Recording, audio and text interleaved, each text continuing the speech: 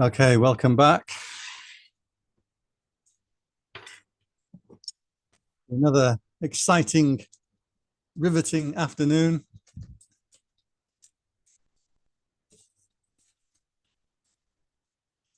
It's not such an easy class in a way because what is Vipassana, I'm sure that you've studied and know a good deal about it. So what do I do? Do I try to give you knowledge that you don't have? Or do we try to pull together the knowledge that you do have so that you can express it more easily? My own feeling is the most important thing we can do is learn to express these ideas and principles. Once you can express it, you can practice it much easier. It gets much tighter in your mind. I give an example. I was in Canada and I went on an afternoon with a Chinese bhikkhuni, and I was happy to let her lead the afternoon. There was about 7 or 8 people.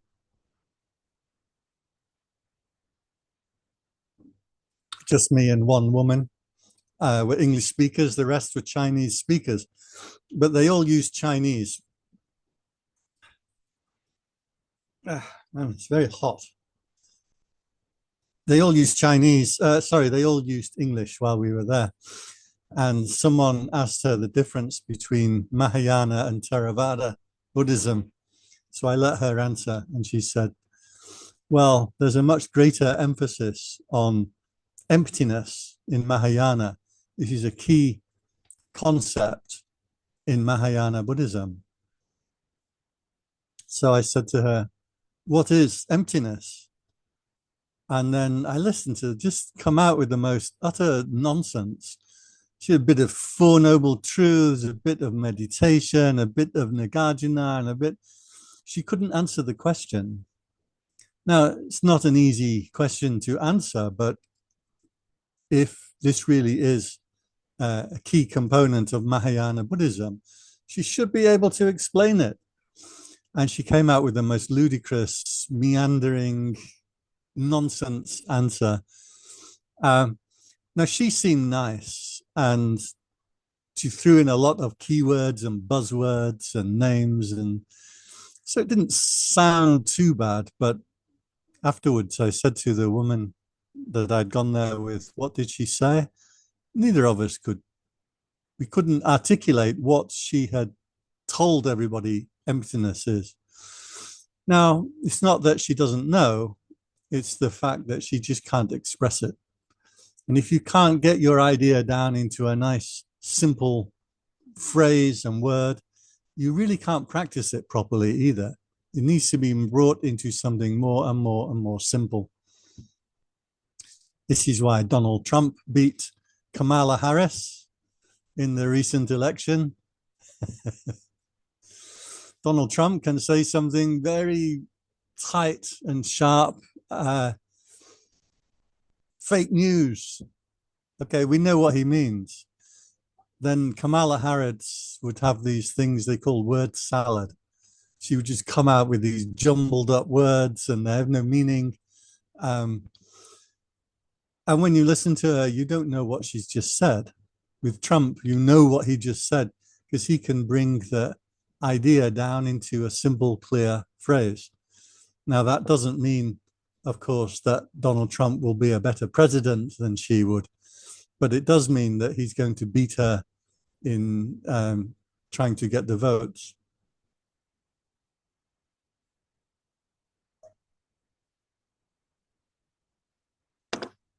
So I think it's really important to be able to express ideas.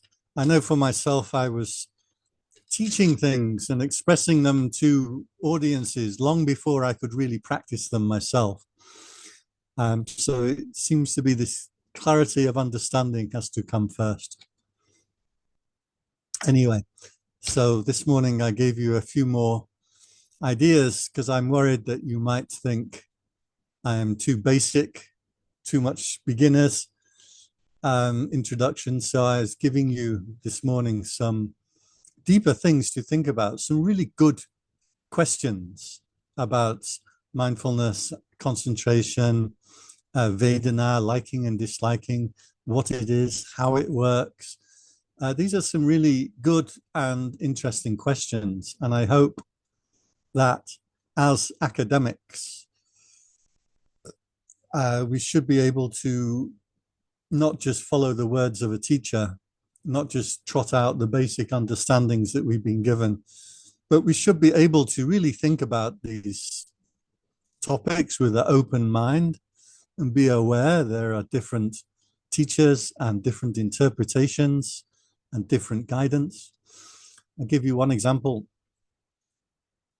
The meditation experience of piti, rapture.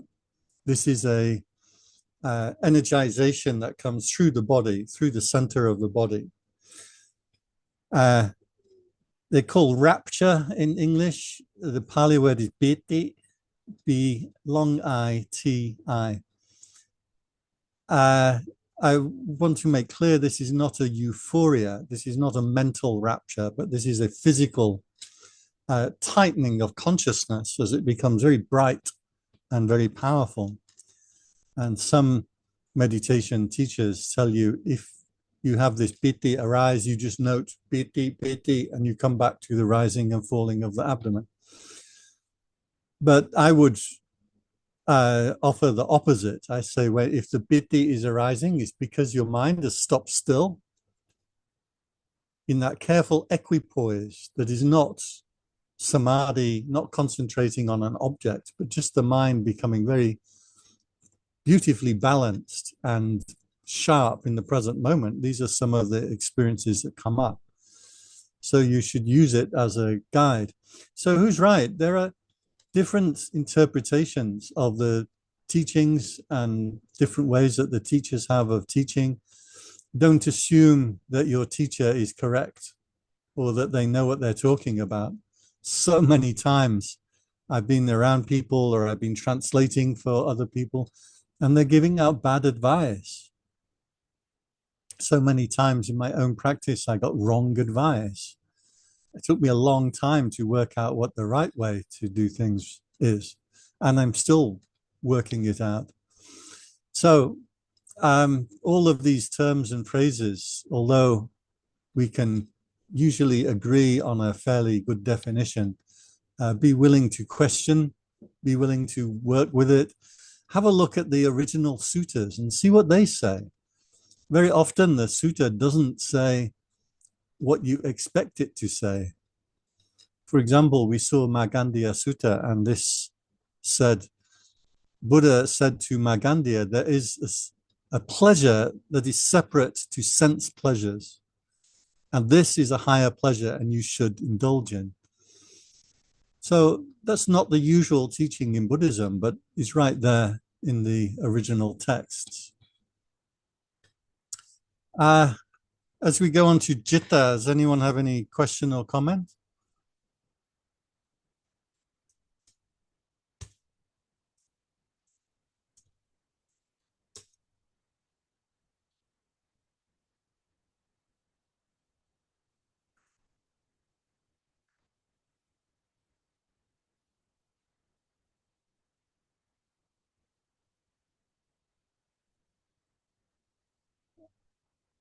If nobody has any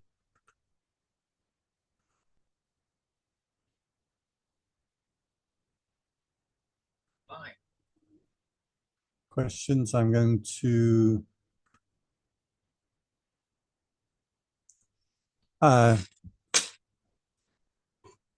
introduce just a little bit of Freudian psychology. Did anybody here study psychology before? I did. A little bit, okay.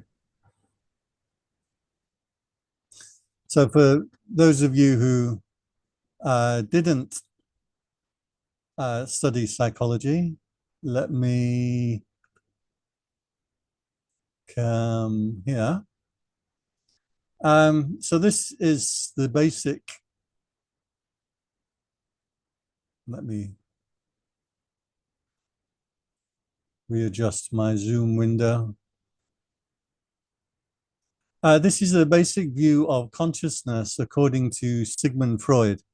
Now, Freud was the original, we could say, the original psychologist, and his views and theories still are very important in the world today.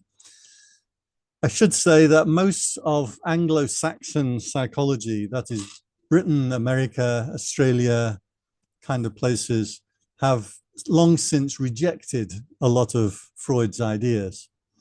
So when I suggest some Freudian psychology to you, please bear in mind that Freud is not an arahant, he's not enlightened, and that even many regular psychologists don't agree with him. So feel free, if you don't like his theory, you can dislike it. He had a number of theories, but most of them, or a lot of them, hinged around the picture that you should be able to see on your frame, on your screen. This is the very famous iceberg diagram of consciousness. Iceberg, very famous in Freudian psychology. So the point about an iceberg is 95% of the iceberg is below the water. Only 5%, a very small amount of the iceberg, is visible above the water. Now, even in the diagram you see here, it's not proportional. Here in the diagram is probably 25% of the iceberg is above the water.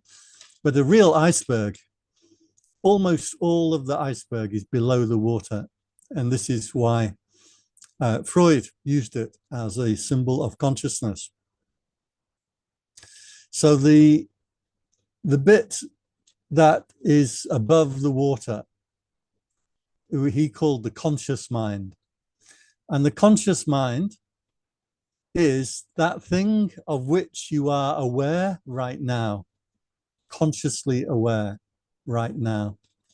So if you're reading a book, the words and the text and the book, that's your conscious attention right now, because that's the thing that's alive in consciousness. Or you might say it's like it's on the stage. That's the thing that's being shown you on the stage of consciousness. So okay, so then the second part of consciousness here is called subconscious, but actually should be called pre-conscious. But let's just say that they mean the same thing. Pre-conscious is everything that you can be aware of if you choose. So right now, there will be a sound in your room, the sound of the air conditioning, or the sound of a fan, or the sound of traffic outside. There will be a sound in your room, right? You can put attention onto that sound if you choose, right? Right now, there is a feeling in your big toe. Can you feel the feeling in your big toe? Maybe you have to wiggle your toe a little bit. So big toe is something you can be aware of if you choose. But it wasn't in conscious attention until you deliberately called it into conscious attention. So according to Freud, there is like a field of things which you can put attention onto if you direct attention there. You can look at something in your room, you can look at something on the screen, you can feel one of the many feelings in your body from your feet or your elbows or your ears.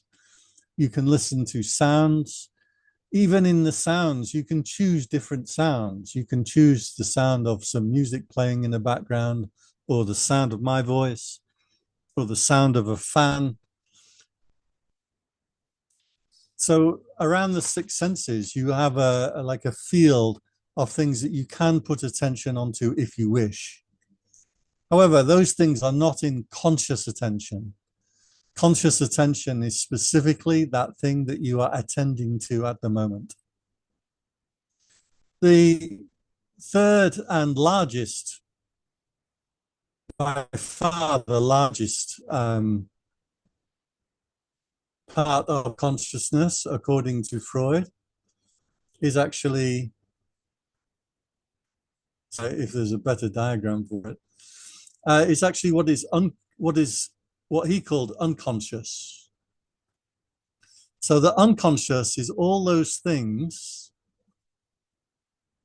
This diagram might be a bit better.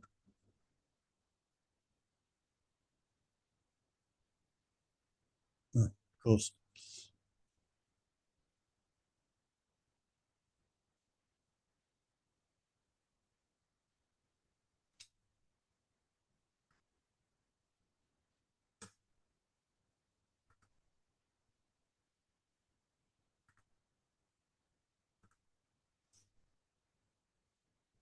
So that might be a better diagram.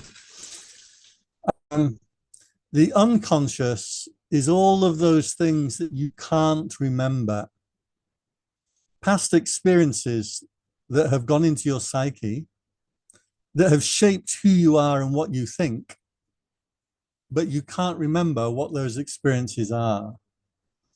So let me give an example. Make that a little bigger. I like the little penguin on there. Of course, could be an iceberg in the northern hemisphere, wouldn't have penguins. So according to Freud, by far the biggest part of your consciousness actually is what he called the unconscious. So things that have happened to you in the past, you can't remember them, but they affect your present moment. Let me give an example. If there are some baby kittens, some little cats, if a kitten is handled and touched and played with by human beings when it is a kitten, when it is small, when it grows up, it will not be afraid of human beings. If a kitten is never touched or played with by a human being, when that cat grows up, it will always be afraid of human beings. What that means is an experience in the kitten's life affects the behavior of the cat when it's older. Even though the cat, so far as we know, has no working memory. It can't remember what happened when it was 6 months old or 3 months old. But the things that happen when it's young have affected it when it's older. The same way for human beings. So many of our parts of our character are learned when we are children. For example, are you afraid of spiders? Where does the fear of spiders come from? According to Freud, something will have happened, unpleasant, connected with spiders when you were young. You can't remember it, but now you are afraid of spiders. You may have the same thing, for example, you are afraid of relationships, or you are controlling or abusive as a partner to a girlfriend or boyfriend. Why? Freud says this is things that happen to you when you were a child that affect your later character. So Freud said that almost all of your character is driven by things in your unconscious mind. And this unconscious you can't access. That's why it's called unconscious. You can't access it, you can't remember these things, but they still affect your character very strongly. So this was Freud's idea of consciousness. As I said, many people reject this idea of Freud. Most specifically, he said that if you want to heal as a human being and to grow and become psychologically stable, he said we have to find your problems go into your unconscious and pull them out of your unconscious and make them conscious. If we can do that, he said, that is called catharsis. And catharsis means that you are, that thing will no longer control you. Here's how Freud came upon the idea.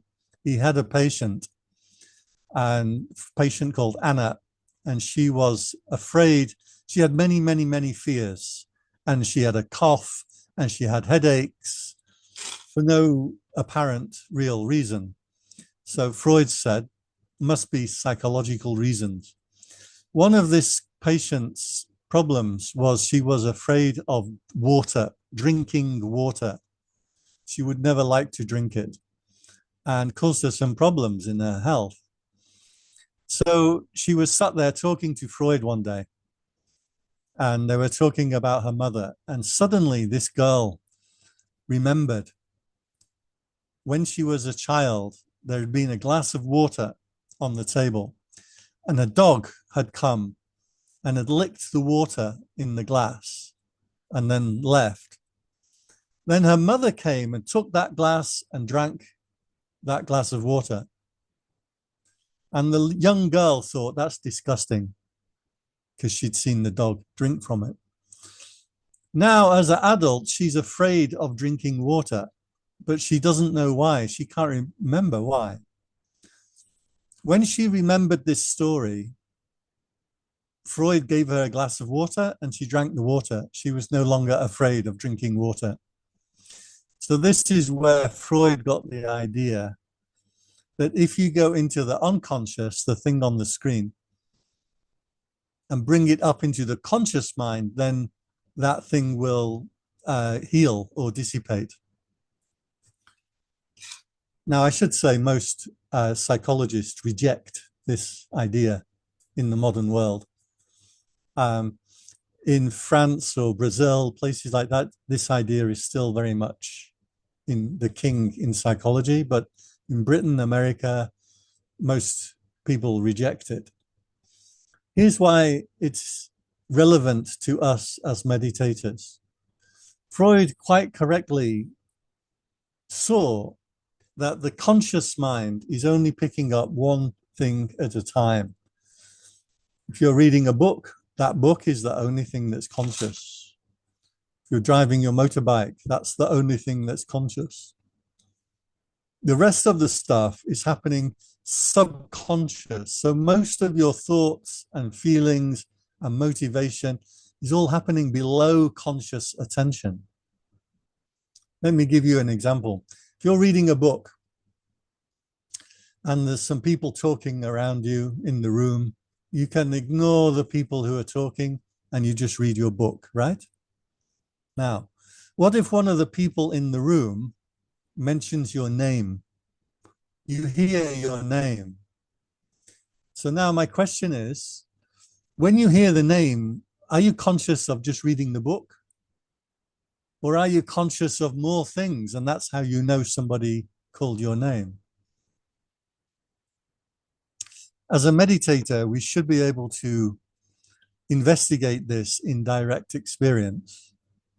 And what happens is the pre-conscious mind, all that stuff that you can pay attention to you if you wish, all that stuff is coming in, is getting computed, is getting heard, but it isn't being made conscious. So your unconscious mind is actually hearing and feeling and processing a lot of information. Only when something is important does your unconscious mind send it up into the conscious mind to call it into attention. That's why when you're reading a book, you are conscious only of reading the book. Your unconscious mind, however, can be listening, feeling. For example, if a hornet or a bee stings your toe, you will immediately know about it, right? Because your unconscious, in fact, your pre-conscious, will recognize that and immediately send a message to the conscious awareness. Hey, there's something important going on with your toe. Forget about your book. Take a look at your toe. And so attention gets diverted. So this quality of attention getting diverted is what we observe in meditation. You are only consciously aware of one thing at a time, but your unconscious, more correctly, your preconscious. By the way, preconscious is considered part of the unconscious mind. Your unconscious mind may be doing a lot of different things at the same time. Just your conscious mind isn't. So when you walk down the street, you are, especially in Thailand, because every few footsteps in Thailand, there's something broken in the street, a hole you can fall down. There's something sticking up for you to trip over. You can bang your head. In Thailand, just walking down the street is a dangerous pastime. There's a motorcycle about to run you over. So your unconscious mind, when you are walking down the street, is monitoring many different things, the traffic, things that are overhead, things that are down by your feet. But your conscious mind might be thinking about what you're going to have to eat. So you should notice this as a meditator. Where is the conscious mind going? Let the unconscious mind will handle many different things, but the conscious mind, where is that conscious attention going? This is what the Buddha was talking about when he said the eye gets caught in forms, in things that it can see, either liking it or disliking it. And because of that, mindfulness is lost and the mind becomes restricted. The mind that doesn't get caught in the things that it can see, hear, taste, smell, touch, think, that mind is now mindful. And what did it say? Consciousness is expanded. So what we're interested in Buddhist practice meditation is specifically the conscious attention. Where is the conscious mind going, the thing that it's pulling up? So that's a little bit of Freudian psychology for you. I can put a bit of this into the chat.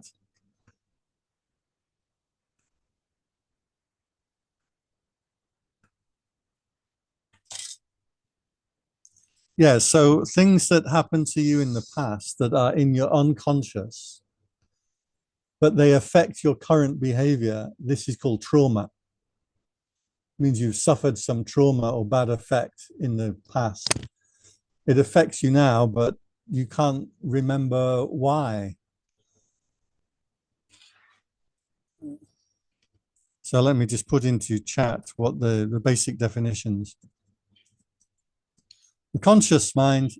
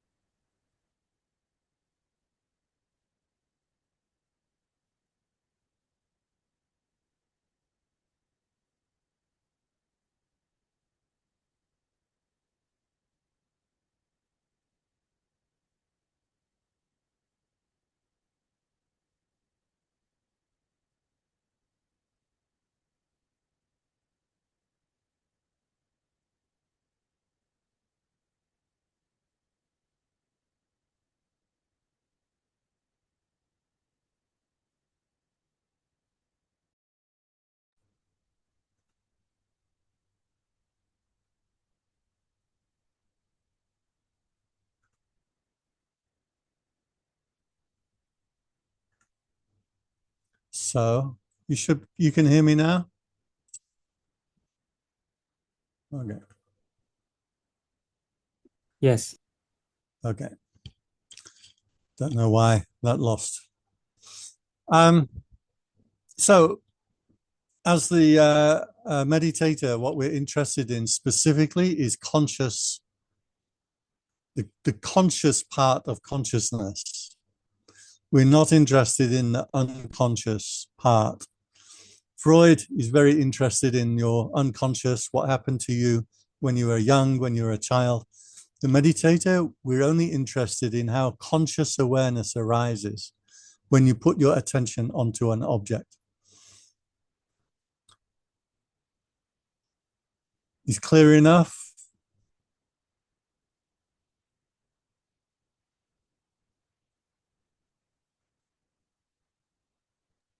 You need to be a little bit careful with these words, and the reason why I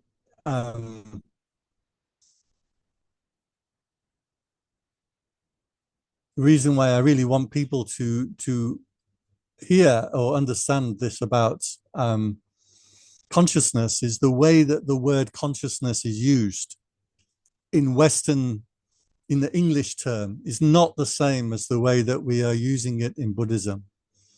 So vijnana, vit means specific or special. Jnana,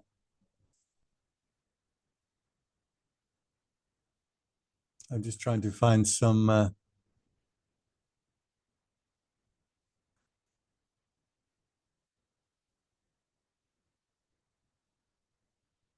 of the pictures. Vijnana, jnana means to know, and vit means special. So vijnana means specific knowing. That is conscious part of the mind, not the unconscious part of the mind. So we should know that's how these words are used. Let me give you an example of how the mind makes objects out of things.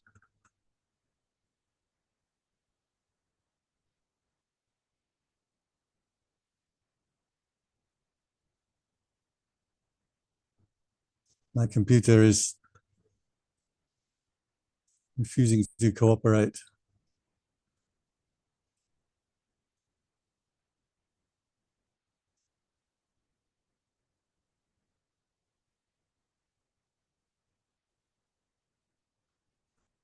Okay. Okay, so what do you see here?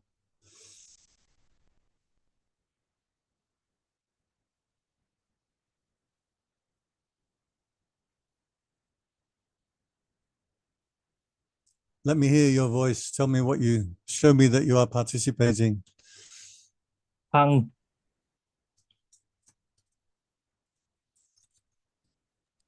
Two carrots. Carrot showing love. Showing love.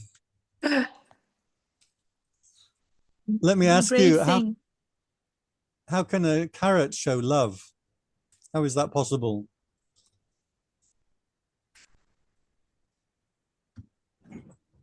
A baby hug her mom.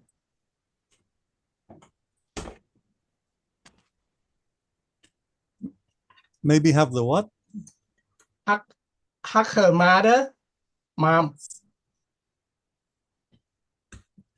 So a baby hugging the mother, the baby carrot hugging the mommy carrot. So let me ask you, like, logically, you know that this is just a carrot, right? You know that, right? You know that they're not showing love, that they're not actually hugging.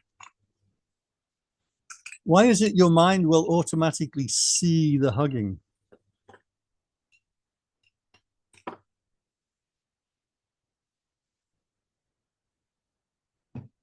Because we have a lot of love in our hearts.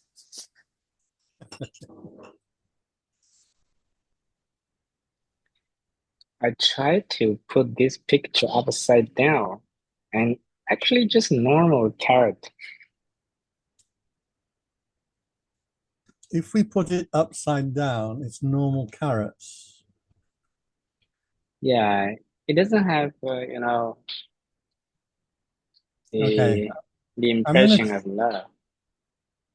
I'm gonna try that, but I can't quite figure out how I can.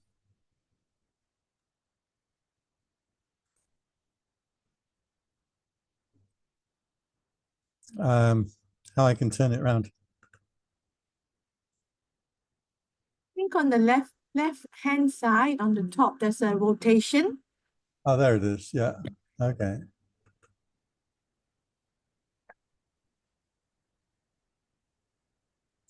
So yeah, it's looks less like they're hugging, doesn't it? Looks more like two unhealthy carrots. So the point of this is a demonstration of Gestalt. You don't just see what is there visibly. You also see in the object your thought and perceptions about it. You also see whether you like something or you dislike something. You see your memories of what it might represent. And the mind will automatically arrange all this information first and then put the finished idea into consciousness. And that's why you can't escape that feeling that they're actually hugging, even though you know it's not true. So this is the way that it's called Gestalt. This is the way the mind makes objects. And the way the mind makes objects happens in the unconscious. It happens before that you even see it. So for example, another good example. And my computer is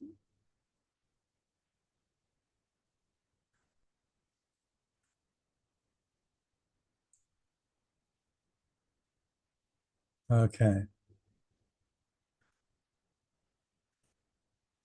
Okay, so if you can see this, you can see a dark box on top of the white light colored box, right?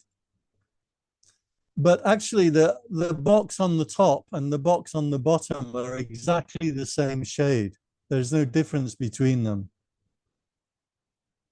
So what you do is you put your finger on your computer screen between the two boxes, and then suddenly they will appear.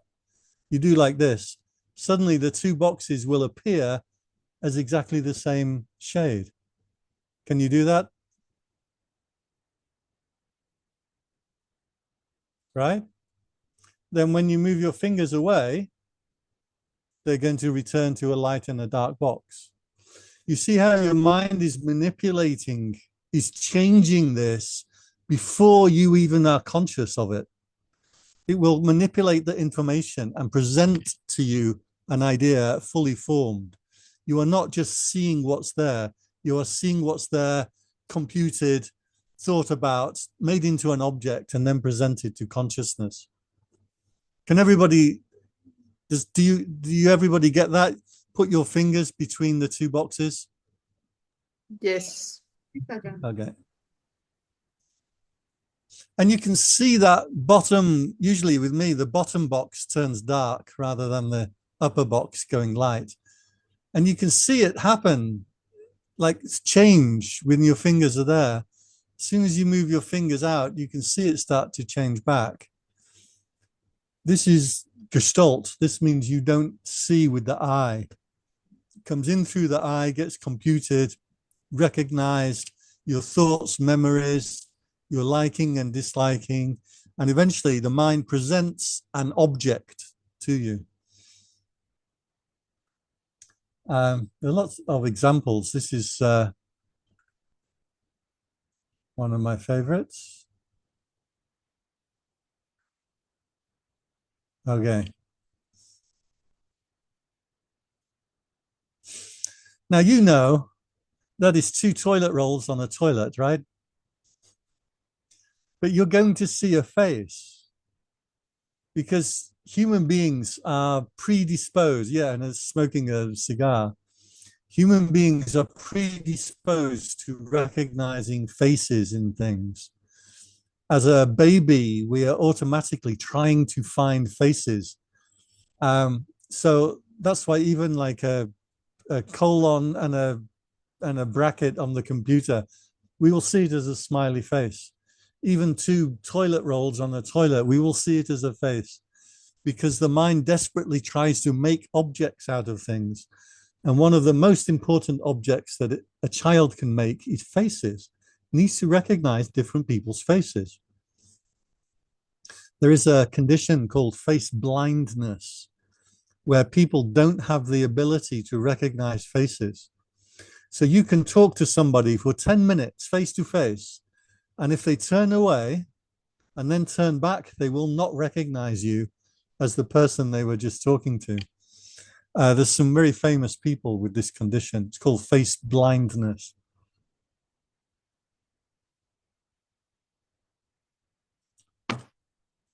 We are predisposed to recognizing faces. Here's another one of my favorites.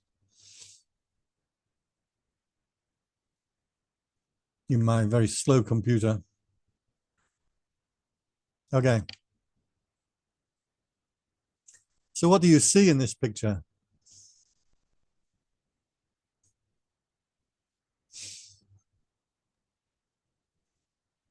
Come on, someone give me the answer. What do you see? Yeah, it's laughter, happiness, It's smiling.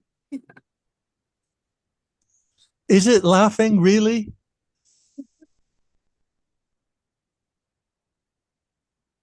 So you know logically that it's not laughing, right? Your logical mind knows Don't you know? that that animal is not laughing. Yeah, not for But you automatically, you can't get away from the feeling that it's laughing. Yeah.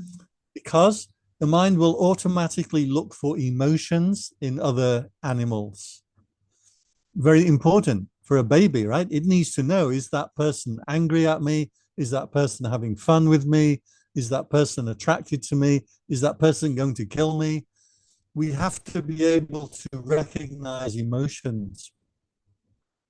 And so the mind desperately tries to find what emotions something have and will present it to your mind. You can't get away from it, even though you know it's not true. So that was a walrus. Now I want to ask you a little test. I want to ask you, in that picture I just showed you of the walrus laughing, what was in the background?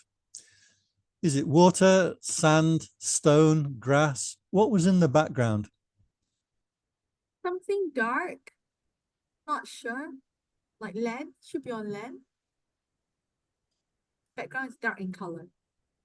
Anybody else?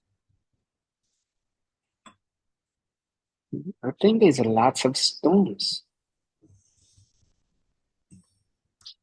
Yeah, in front of the, yeah, it's a big stone.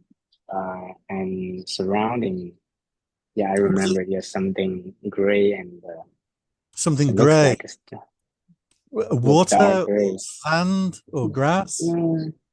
No grass, no sand, and like a stones. Stones. What color are the Yeah. stones? Dark gray or dark. Yeah, just the color kind of dark. Okay, anybody else? So the reason I ask, when the mind makes objects out of things, it will separate things into foreground and background. The background will affect your perception. So yeah, no stones. This actually is seaweed. If you look carefully, is a kind of seaweed. No stones, no water, no grass. How come you just looked at that picture for 5 minutes and had no idea what was in the background of it? The reason is, when the mind makes objects, it will make things into a foreground and a background. The technical term for this, I'll put it into the chat. The technical term for this is a figure on ground. So in this case, the figure is the walrus and the ground is the seaweed is the background. So like right now you can see my face in the computer, but the clothes that are up behind me and the cupboard that is up above, that's the background. So the background will automatically get phased out of your attention and the foreground will be made larger. That's how the mind makes objects out of things. So all of Gestalt, how we perceive objects, is figure on ground or an object on a background.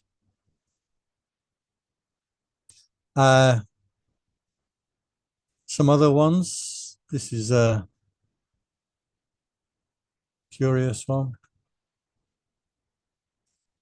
How many circles are there? Or is there one spiral?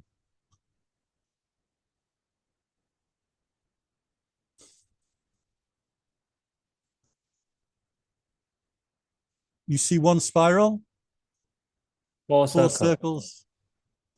But it's hard to see four circles, right? You have to work very hard to see those four circles. Just the orientation, the way those boxes are turned, makes the mind believe that it's seeing a spiral, even though there is no spiral there. And your conscious, intelligent mind has to work really hard to see four circles. And even then, you can't really see four circles, can you? You can kind of work out that there's four circles, but you can't really see it that way. This is because the Gestalt, your unconscious, is organizing the information and then presenting a final picture into your conscious mind. And that's how we perceive one thing at a time. The mind is organizing the information before you see it. Let me find one of my favorite, should have here somewhere. Yeah, my favorite, you should know this fella. You remember him? He actually died now. He died a couple of years ago. This is called Grumpy Cat. Did you ever see him?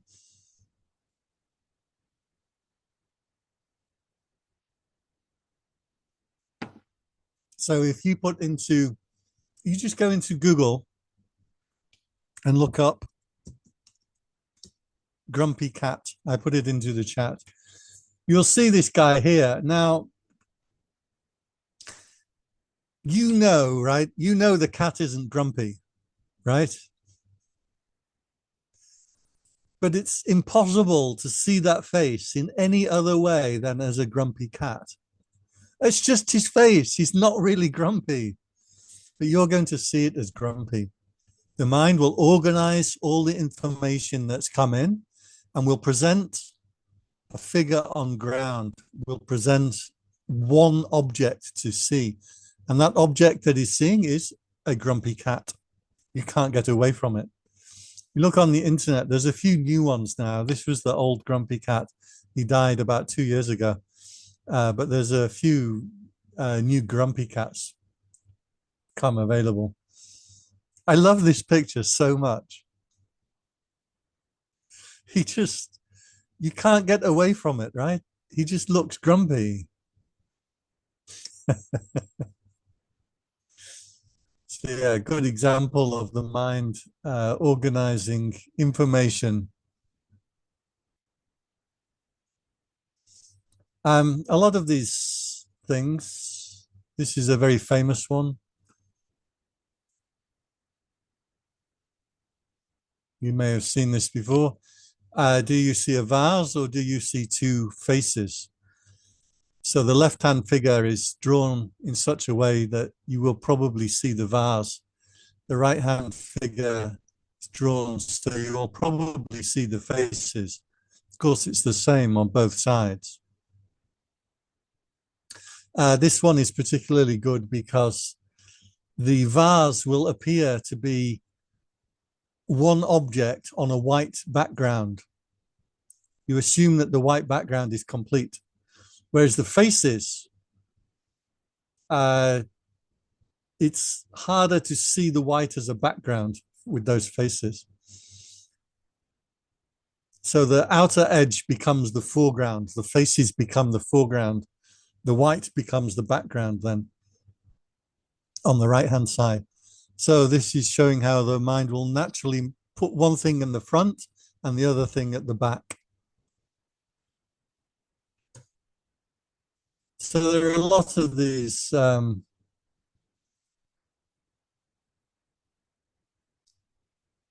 illusions. They show how the mind makes objects out of things. Not sure what that one was.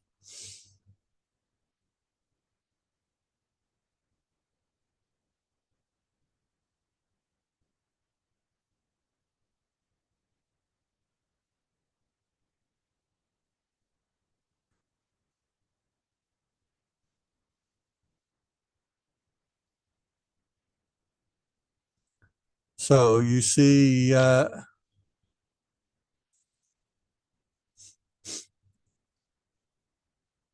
birds, but you see the face. For me on my screen, it's hard to see the face. When I make it smaller, I can see the face a bit more. When I make it larger, then I just see the birds. So again, do you see birds on a pink background, or do you see a pink face? Which is the foreground and which is the background? So when we come to Buddhism,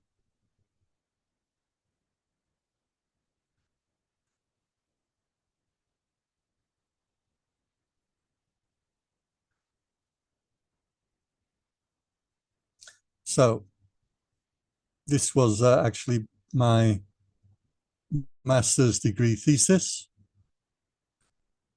because I finished my master's degree. Some of my fellow classmates who started the degree, they never finished. And he's laughing. You can see him laughing here on the screen. He was in my class and then he dropped out before he finished the degree.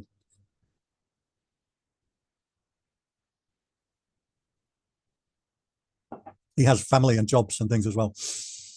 So in Buddhism, the Gestalt, which is the figure on ground, this comes up with Vijnana and Namarupa.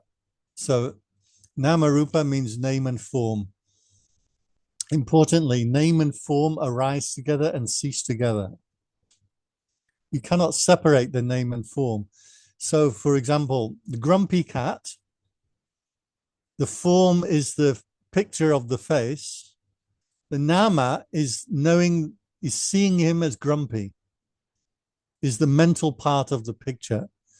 Anything that you see, hear, taste, smell, touch has both a physical aspect and a mental aspect. So you see grumpy cat, you have to see both the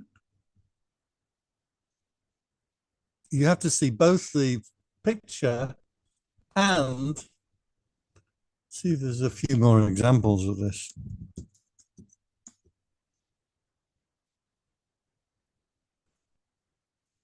Just in case you didn't think he was real. He actually is real, a real cat. Or he was real, he's died now.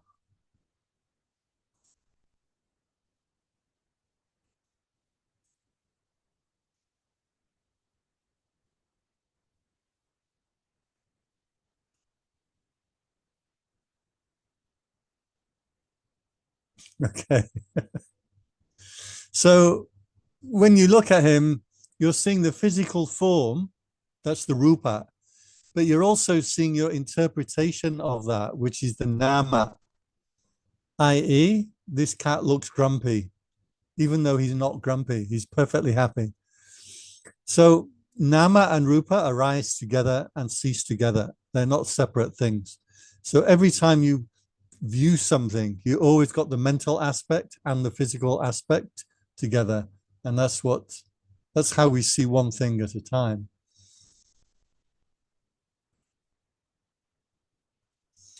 So in Buddhism, vijnana means the thing that you're conscious of, in conscious attention. Nama rupa means the object that you are conscious of, both the mental aspect, your interpretation, and the physical aspect, what it looks like, what it sounds like, what it feels like. Because these two arise, salayatana, that sense door is activated. Because the sense door is activated, we have a feeling of contacting that particular object. Right now, I'm looking at Grumpy Cat. I'm not listening to the sound of the air conditioner. I'm not feeling the feelings in my foot. Because you have contact with something, you like it or you dislike it. That is Vedana. Because of liking and disliking, you have craving, tanha. So this whole system of dependent origination arises when you put attention onto an object, one thing at a time. Because of this system, because we got attached into this system of constantly perceiving objects, we get caught up in birth and rebirth.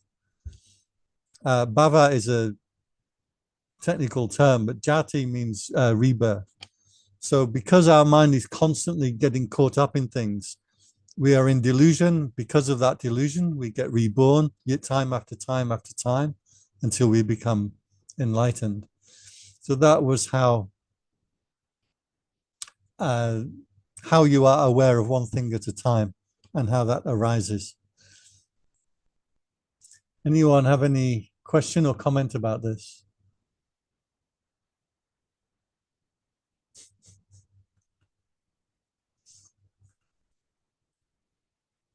Pandit, if we comparing for what you just mentioned about the iceberg, and comparing to the 5 aggregate of Kanda, is the conscious mind is the above, and the perception, the mental formation, the feeling is the unconscious mind.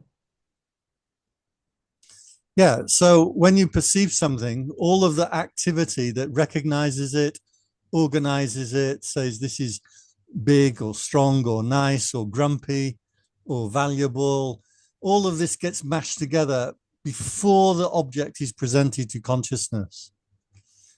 So the one object that we see at a time, that's the conscious mind. Of the 5 aggregates, everything that you see, every object is comprised of these 5. So right now you should be seeing the Grumpy Cat on your screen. When you see Grumpy Cats, you have the form, the picture. You have the sanya, recognition. You have vijnana, because that's conscious, not some other thing. Sankhara is debatable, but sankhara is an action. So you are taking action on that particular object. This term sankhara can be disputed, but we won't go into that today. Usually sankhara means action of body, speech, or mind. So you are acting on that picture. And you have liking or disliking drawn into or pulled away from the picture. So that picture of Grumpy Cat right now, you have all 5 khandhas have come together to make an object. Every object that you ever have, every object of perception is going to comprise of all these 5 khandhas. The 5 khandhas are not 5 separate things. They are one thing. They're the one object you are looking at. You can also say nama rupa. Just means you can't see, there is no physical form that doesn't have a mental aspect. You're always going to have some kind of perception, some kind of liking or disliking with anything that you see, or taste, smell, touch, or think. Yeah, so 5 khandhas all appear together as the object. And this is conscious. This is the iceberg above the water. All the iceberg below the water, that is all the past experience, according to Freud. And remember, you don't have to agree with Freud. According to Freud, your past experience will shape your current experience. So if when you were young, a cat jumped on your face and scratched you, and now you don't like cats. Or maybe where you lived, the cats were very dirty and they had all the little lice in them, so you don't want to touch them. So you see a cat and you think, bleh. But if you're British, we have nice clean cats, they have no lice. And we see a cat and we're like, oh, we want to play with it and we want to touch it. So the difference is when you see a cat and you dislike it, or I see a cat and I like it, this is my childhood experiences that I can't remember at the moment, but they are forming my perception of the cat. All of that is below the iceberg, below the level of the water, according to Freud.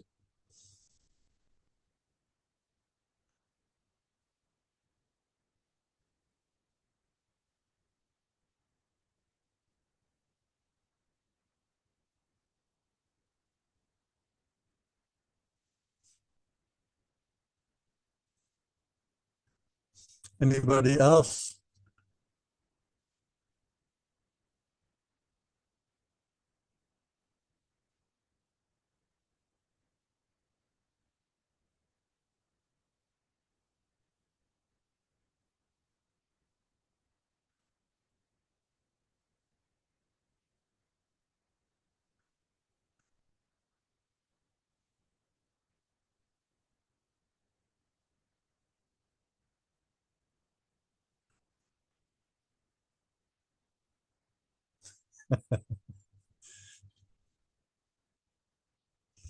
Yeah, this is my kind of Buddha. They both look so happy. Again, the statue isn't happy or unhappy, but the statue can look happy.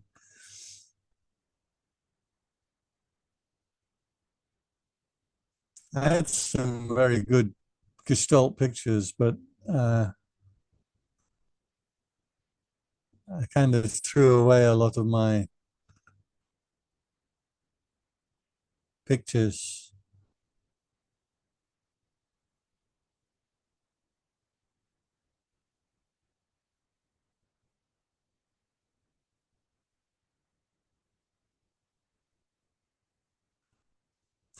Okay, let us move on to Citta. What is it? How do you practice it? And why do we practice it? Can somebody start us off?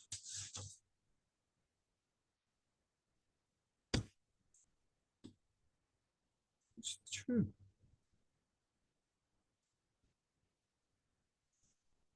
Tell me what Citta is.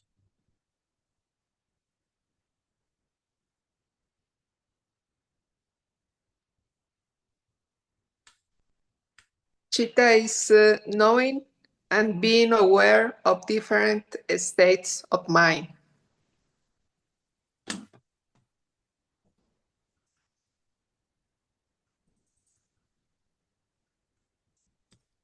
Knowing and being aware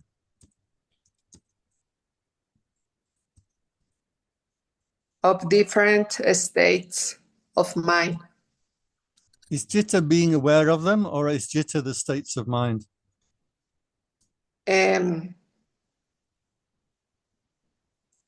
Being aware.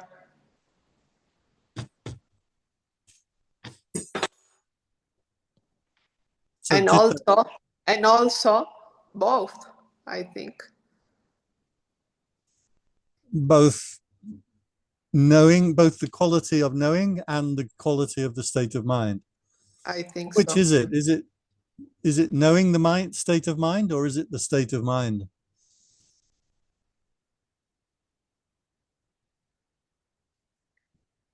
You can only see Shita when she has a shape, a state, particular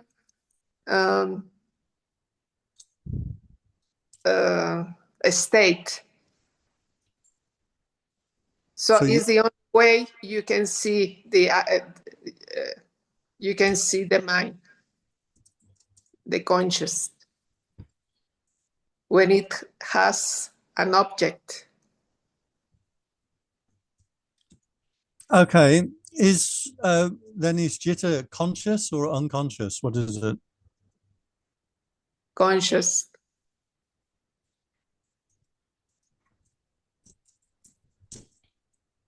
Is a conscious mind, conscious awareness. Is she right? Somebody else? Yeah, try Ajahn. Some overlapping. Chitta to me is both the mind and the mind together with the heart element. So it's a bit of emotional and with the volition as well. At that moment, at that very moment. So it's a combination to me. Yeah. Well, is Jitta then, is it the thing you are conscious of? Or is it the emotions? What is it? It's the knowing of whatever that's there. So it is it's the mind state of knowing at that point in time. So Well, the mind state is the thing that's known, surely. That's not the knowing. yeah.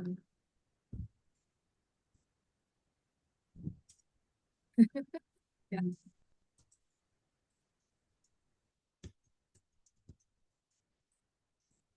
So what is it? Is it the state of mind or is it the knowing? The knowing, to me, is the knowing. Any of the monks and nuns want to tell us?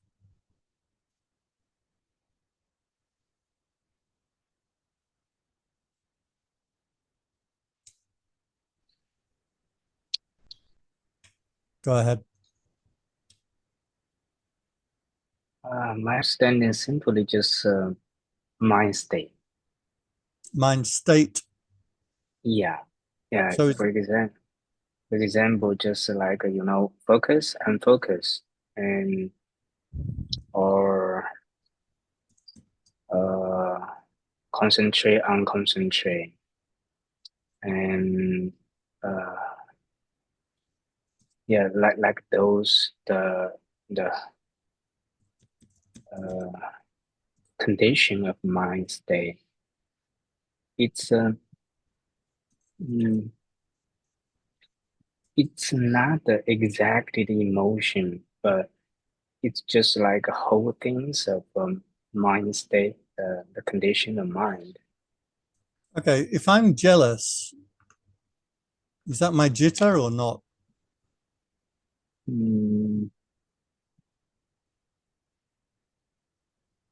Yeah, it related to jitta.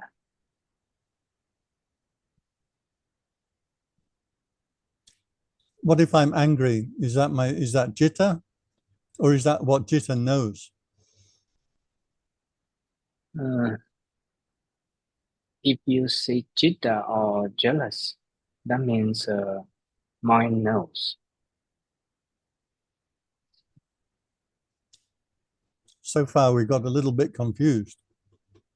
Is it this quality of knowing, or is it the thing that is known?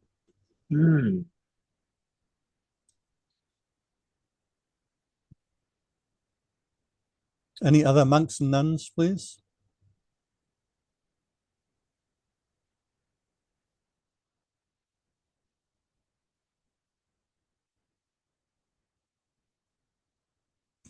Somebody in the chat. Jitta refers to mind and heart, not just the intellectual faculty, but the emotional and volitional aspects of experience. I'm pretty sure you copied that from somewhere because it doesn't quite make sense. So Jitta is one of the 4 practices of mindfulness. That's true, but what is it? Cittanupassana is the foundation of mindfulness, but what is Jitta? Pasana means to see. Citta nupassana means to see the citta. So what is the citta? Let us go to the original sutta. There's always a good place to start, right? Before we ask people.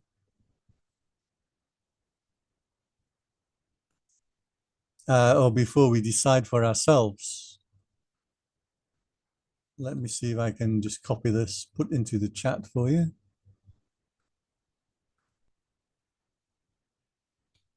Okay, I put the link into the sutta that we're looking at. So this is the Satipatthana Sutta, the sutta on mindfulness. We had observing the body.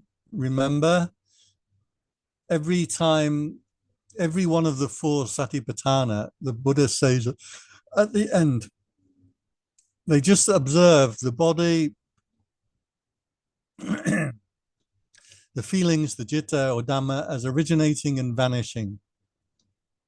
Or else mindfulness is just established to the extent that we know there is body.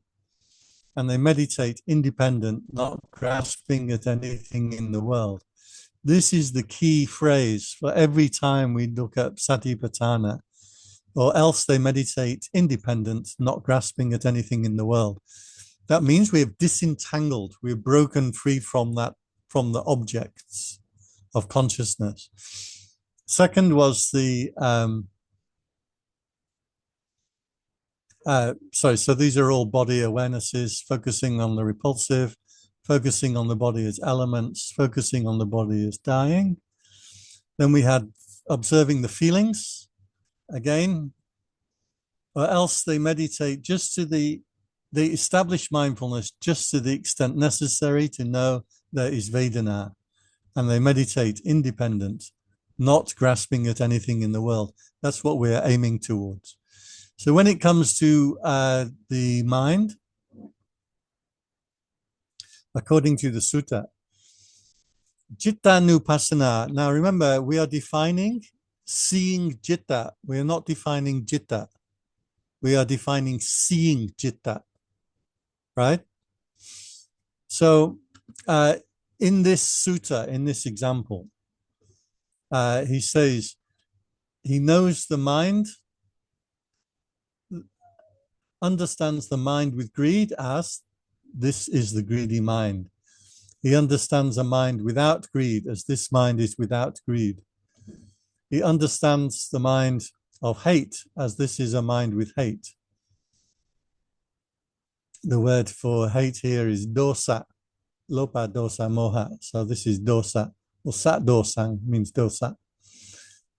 He knows the mind without hate as being without hate. He understands the mind of delusion as being a citta with delusion. Notice the Pali here. Sat mohang, this is moha. Moha, if you can see that highlighted there. Lopa dosa moha. Citta, the mind. Pajanati is to know or clearly understand.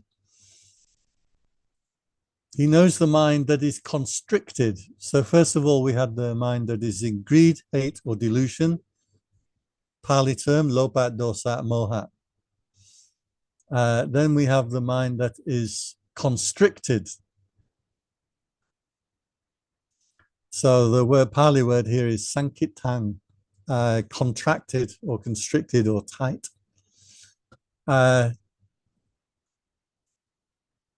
As being constricted, he knows the mind that is scattered as being scattered. Vikitang,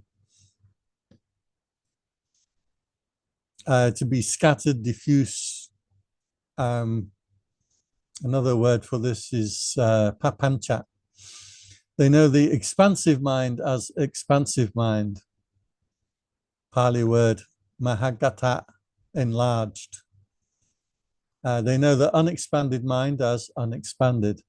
They know the mind that is not supreme. This word sautaram. Uttara is the same root as the English word utter. So utter nonsense or utterly brilliant means, yeah. They understand the mind that is not supreme as the mind that is not supreme. They know the mind that is immersed in samadhi as immersed in samadhi. They know the mind that is not immersed in samadhi as not immersed in samadhi. So he goes through these things. In total, he has the freed mind, samadhi, supreme or superior, expansive minds, the constricted and scattered mind, and the mind, greed, delusion, and hatred.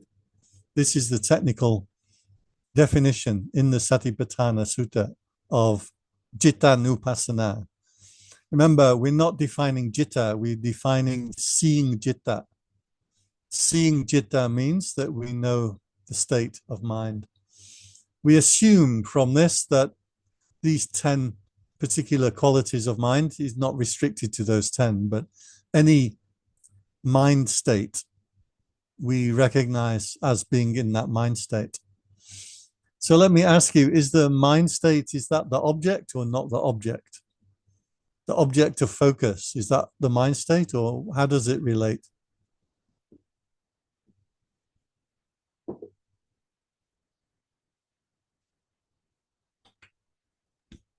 I think it is an object, the state of the mind. It's not an object. An object of attention, yes. Well, we can make it, bring it into attention. So in that sense, it certainly is an object, right? Right. Anybody else? What are we doing here? Why is the citta? How does this relate to the object of attention? If I'm looking at the picture of Grumpy Cat, that's the object. Where is my citta nupassana while I'm looking at Grumpy Cat? Right. It will be my interpretation or my perception in the sense of putting the word grumpy. So it's a cat. But the fact that I put in like grumpy, that I'm conscious of the fact that there was something that happened to make me say it is a grumpy cat. So that mind that say is grumpy is what I'm observing. I know that it is, I'm saying is grumpy, but actually I know I consciously say that it's grumpy. So it's not the grumpy cat itself. Sorry, not explaining it well. Yeah. So to me, no, it's not. It's not the state itself, but it's knowing that state. Is knowing the state. So while I'm looking at Grumpy, am I knowing Grumpy Cat? Am I knowing my state of mind or not? I'm knowing that I'm interpreting that it is a grumpy. And I can also know that it's just a cat. But that's, now you're thinking about it. Yeah, you're right. So at the Now point you've got the picture of the cat, you've gone into the idea, and now you're revolving around the idea and the conceptual universe. You're in the concepts, right? Yeah, that I'm in the concept, exactly. It's that point Right. where, yeah. And as a mindfulness practitioner, we must be careful not to get drawn into. Remember, you see with the eye, you don't get caught in the liking and disliking of it. You don't get caught in the analyzing of it. You dwell with restraint regarding the eye sense. So, yeah, we can't get involved in thinking about the object. Somebody else, please explain Citta Nupassana to me. Go ahead. I think when we observe the mind, and there is another question that what mind observe the mind. So I think there's a two separate understanding for that. One is subjective, one is one is objective. So when the subjective mind to observe the subjective mind. So the first subjective mind is like the consciousness itself. And the objective mind is the mind state. Just like what the sutra said, the greedy mind, the extensive, the hated mind. So both of the mind combined together is the consciousness. Okay. So is citta the thing that's observing, or is it the thing that's observed? I think actually in Yogacara, Citta is the subjective one. There is the 8 consciousness or 8 Citta. Yeah, when we talk about the mind state, there are 51 mind state, including some kind mind state, unkind Well, those are mind state. sankhara, not citta, right? Yeah, that is how to say, Settasika, the mental factors. Cetasika. Yeah, the mental factors such as the feeling, perception, and intention that are called the Settasika. But when we talk about the nature of the consciousness, we refer to Citta. So what you're referring to in the Abhidhamma, you have the Cetasika, which is the various elements of the mind, but they will assemble into a certain citta. Yes. So you have the 7 elements of mind that are in every mind state, and then you have the 8 elements of mind that are in unwholesome mind states, and then you have the 8 elements of mind that are in wholesome mind states. Then you have, and so according to Abhidhamma, your citta is assembled from a list of certain of these qualities of mind. They assemble into what they call a citta. Yes. But I would caution that is really Abhidhamma, and that is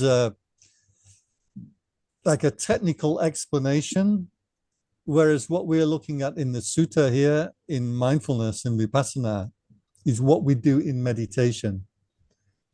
So in meditation, we're not counting 52 cetasika and which cetasika have assembled which citta, because you cannot do that with just observation.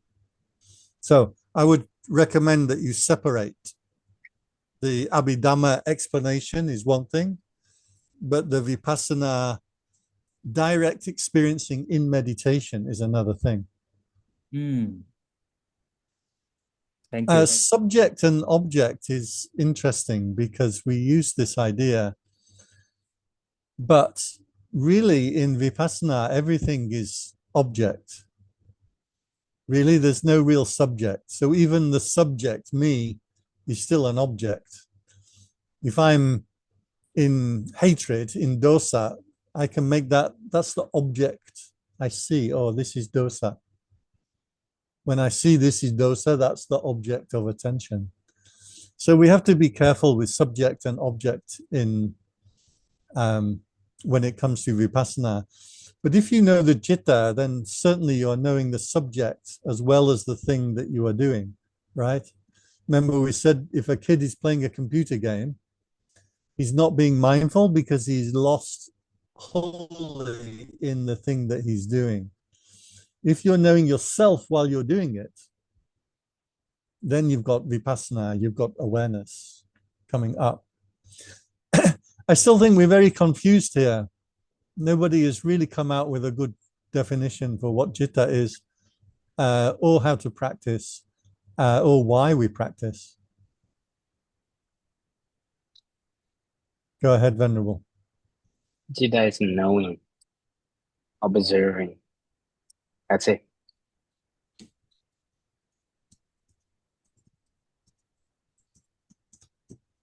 No, I don't agree. In here is consciousness. It's a citta. I'm sure it's definitely not a sankhara, not the in here. I mean, in the citta nupassana, it's not a gray, but you can observe the gray and the hatred. That means in here more focus on knowing. Yeah.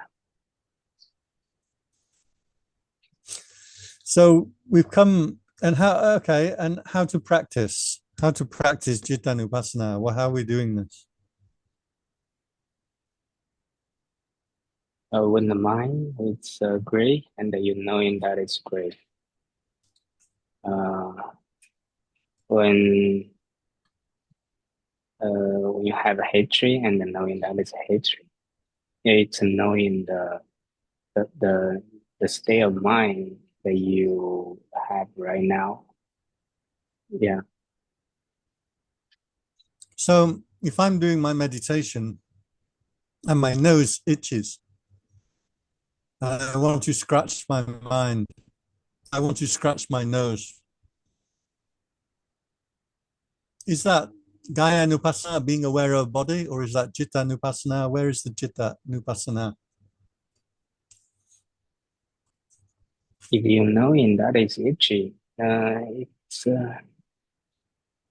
in here Vedana Nupassana, and if you touch your body and scratch it, this is Kaya Nupassana.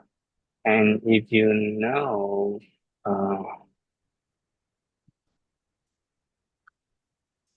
but when I want to scratch my nose, surely that is dosa, because I have a disliking for the feeling. Okay. Or is that Vedana? It's dislike, not liking. What is it?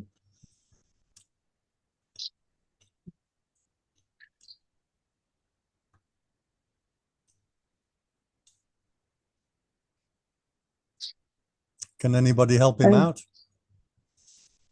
I think it has both. Yeah, if I can try it, I remember when I was in meditation, the scratch. So I felt that it was I could sense my body, and then I sensed my discomfort, but and so the displeasure, and I sense that I want to scratch. But the moment I realized I want to scratch, is to me it's like the chitta part where I said I want to scratch. But then I stopped. I know that I don't scratch. So that's where I stopped. So it's the fact that I know I wanted to scratch, but I can control not scratching it. So to me, that's the part that I realized, oh, my mind wants something, but I'm sort of stopping it. So there, citta is a reaction to the object. In a way, yeah. The object is the itch, right? The object is the sensation in my body, in the sense, the itch, yeah, correct. The sensation of itch in my body. So in your idea, the how to practice is to watch the reactions. Watch my mind, what my mind want to do in relation to that feeling or that bodily sensation at that point. Okay. And why do we practice this way? Why practice?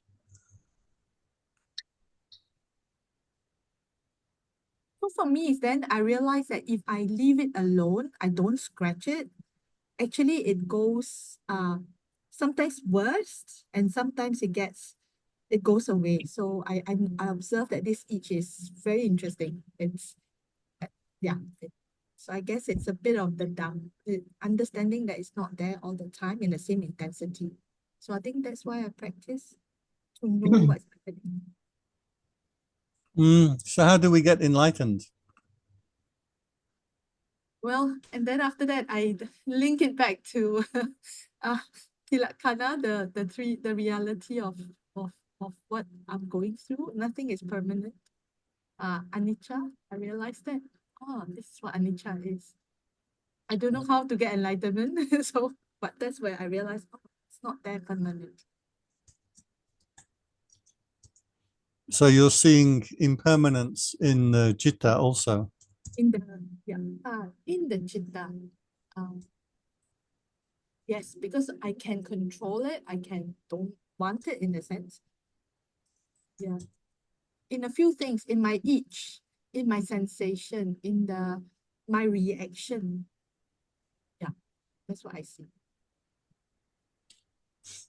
Anybody else? Can you explain to me what is citta we should say here what we're talking about is what Citta is might not be the same as what Citta Nupassana is. So can you help me out? Give a definition for Citta, how we practice and why we do it.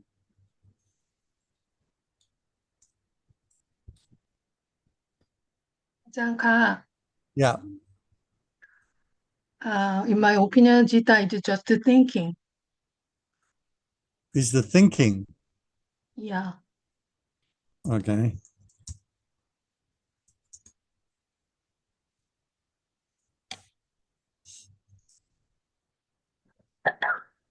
Any how to practice in the four foundation of mindfulness is to observe the phenomena that happen inside ourselves. For example, thought. We aware that we are thought, and then we recite thinking, in order that we get back to our own abdomen rising and falling again. So we observe it.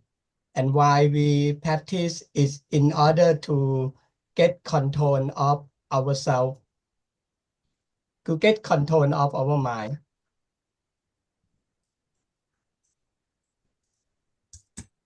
to get control of the mind. Okay. Jita is just thinking. So in my opinion, Jita is already conditioned. Is to investigate our mind, observing mind by mind, especially three main poisons: Topa, Ropa, Dosa, Moha. Citta is conditioned by. Yeah. So when we practice Citta Nupassana, it's actually many Vipassana masters said is the Citta Nupassana is the co-work, cooperative work with Vedana. Okay. Remember, if any of you were explaining this to a 10-year-old child, they would be totally confused by now. And that's what we want to get to. We want to get to something clear and simple that we could say to a 10-year-old child and they could understand. So far, all the 10-year-old children are very confused.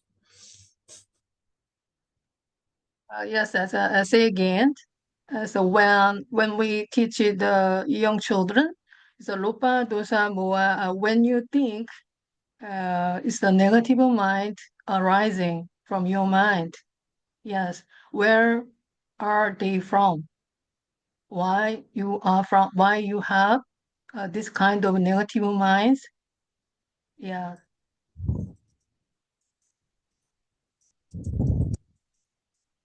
So in Buddhism, the Buddha said, you have already, so your consciousness and or unconsciousness is accumulated already. Okay. The question of knowing mind states, where they have come from and how they have arisen, usually that's the realm of psychology, that a psychologist, if you have greed or hatred or jealousy or anxiety, the psychologist will try to find where they come from. I'm not sure as a meditator we are that interested in where mind states come from. I would say we are. I would agree with that. But other teachers might well say that we don't care where mind states come from, we just observe them. I would go back to what Kundirat said just now, is when we're practicing, we practice in order to break free from them. So we don't necessarily care where the mind state comes from. We just want to know what we have to do to break free from it. In Vipassana practice. Now, if you're practicing psychology or maybe other things, you may want to know where did this mind state come from. But for Vipassana, we really just care about how we can break free from it. Okay, let me give you a couple of things from my own understanding. The problem with the word citta is it has many different definitions in the suttas. So this makes it difficult. This is one reason why it's hard for us to point down. So one definition of citta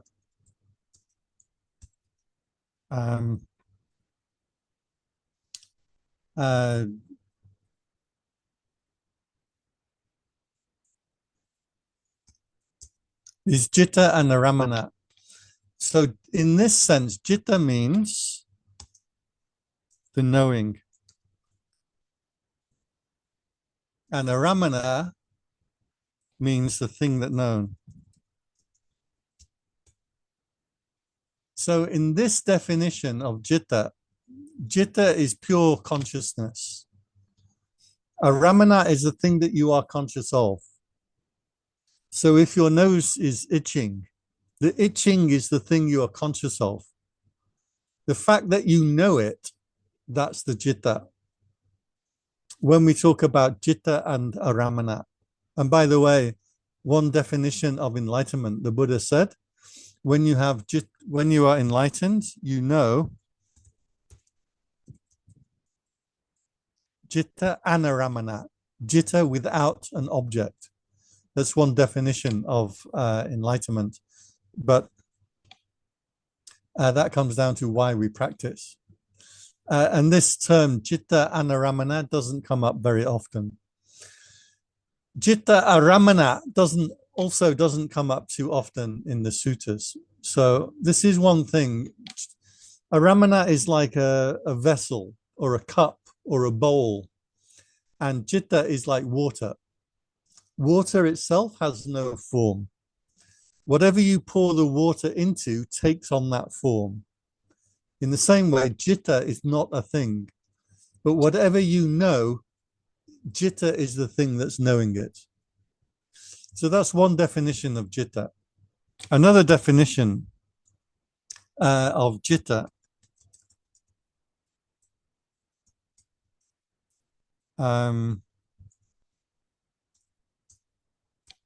I'll say recipe, but a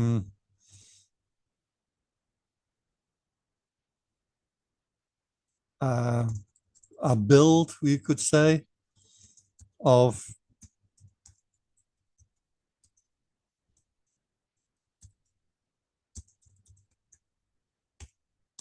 so that was the one that he mentioned earlier. These are different possible definitions of citta. So Jadasika, they have 52 Jadasika. This is all in Abhidhamma. You have to study Abhidhamma. I don't want to go into it here. But there it is, certain elements of mind. The mind will, as these elements come together, they form a certain mind state. In terms of Vipassana practice, we don't care too much about this because we are interested in just what's arisen and what's ceasing. We're not interested in the exact things, components of it. When we come to citta in the Satipatthana Sutta, citta means the state of mind. Is it bright? Is it dull? Is it expanded? Is it contracted? Is it scattered? Is it focused? Is it greedy? Is it non-greedy? And I think the reason that we do this is because the state of mind is independent to the object that we are looking at. So, for example, if you are playing the lottery and this morning you find out that you've just won 10 million baht on the lottery, because of your winning, you're in a good mood, right? So your mind is in a happy citta, happy state of mind. Now, that state of mind is going to last longer, independent of the objects you are looking at. So, for example, you've just won the lottery and somebody comes along and calls you an idiot, right? The idiot statement, the criticism, is the object of attention. But the state of mind also colors the object of attention. So a person calls you an idiot, but you've just won 10 million baht. You don't care, right? They can call you any name they want. You don't care because you're happy. Your state of mind is happy. Same way, if you get angry, then even somebody comes along and says something nice to you, still you feel angry. The state of mind lasts longer than the object you are looking at. It's a different level of attention. So it's more like a mood that you are in, and that mood that you are in is coloring all of your experience. Let me give you an example. One time, my mother cooked this stuff. It's called bread pudding, and is a particular kind of cake. It's a very heavy, thick kind of cake. And she'd cooked one of these during the day, and I didn't know about this. And I come home, I come into the kitchen, and my mother starts screaming at me. I'm greedy, I'm selfish. She says, you ate the entire bread pudding for yourself.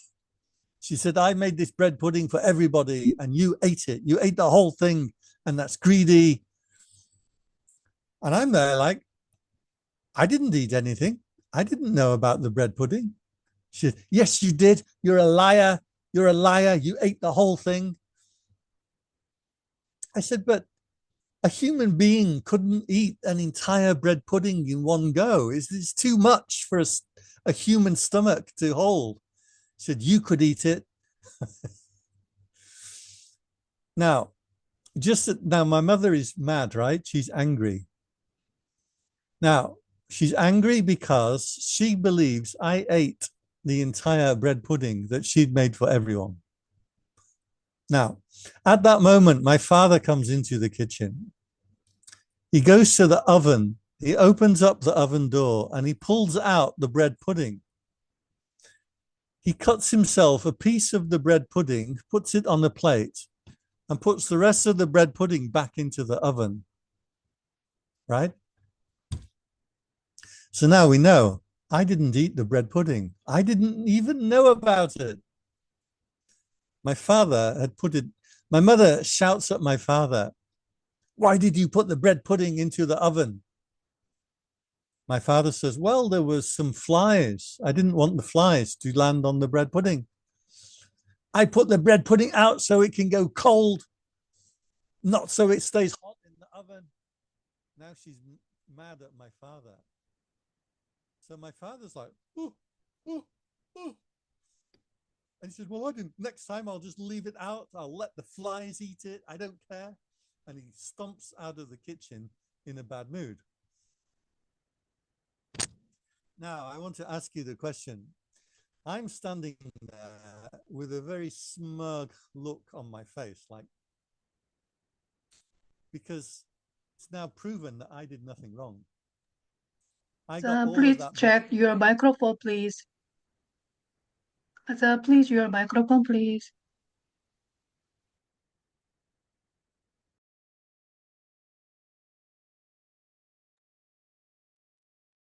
Give me the thumb up if you can hear me.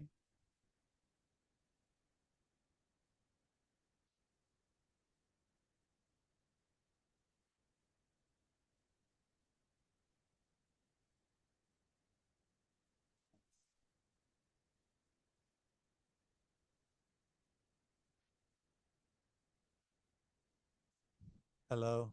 So, can you hear me now?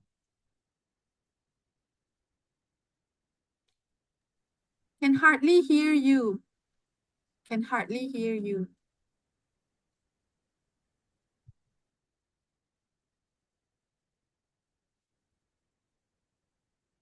Okay, I'm going to leave and come back again. Okay, Ajahn.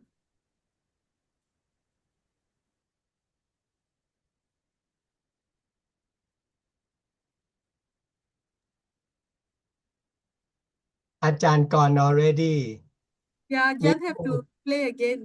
Yeah, come back in, right? Yeah.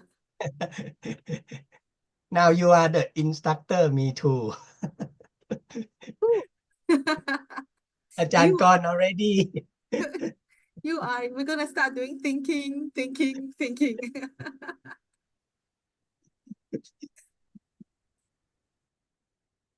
The fact that it is chitta is also a mood. It's so interesting. Chitta. อาจารย์ back already. Oh yeah. Okay. Okay, Ajahn is back. Yes. Thumbs up if you can hear me. Better, but Better. still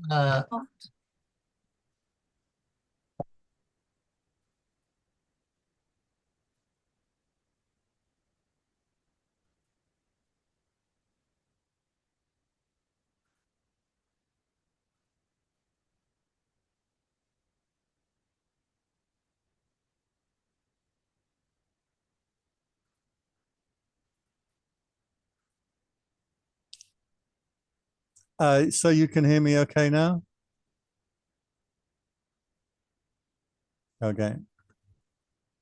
So did you heard the part where my father came in, he took the bread pudding out of the oven, right? Now my mother is furious at my your father. father. Now I'm standing there with a smug smile on my face, like, because I'm waiting for my apology, right? I'm waiting for my mother who blamed me, who shouted at me, accused me of being selfish, of being greedy. Now I've been proven that I did nothing wrong. What do you think? Did my mother apologize or not? Typically, I think she wouldn't. Highly possible not. Should she apologize? She should. Mhm. Yeah. It's a closure for you and for her, actually. Don't jump to another episode immediately. Yeah. So you know what she said to me? I said, come on, I'm waiting for my apology. And she said, eating the whole bread pudding is exactly the kind of thing that you would do if you had known about it.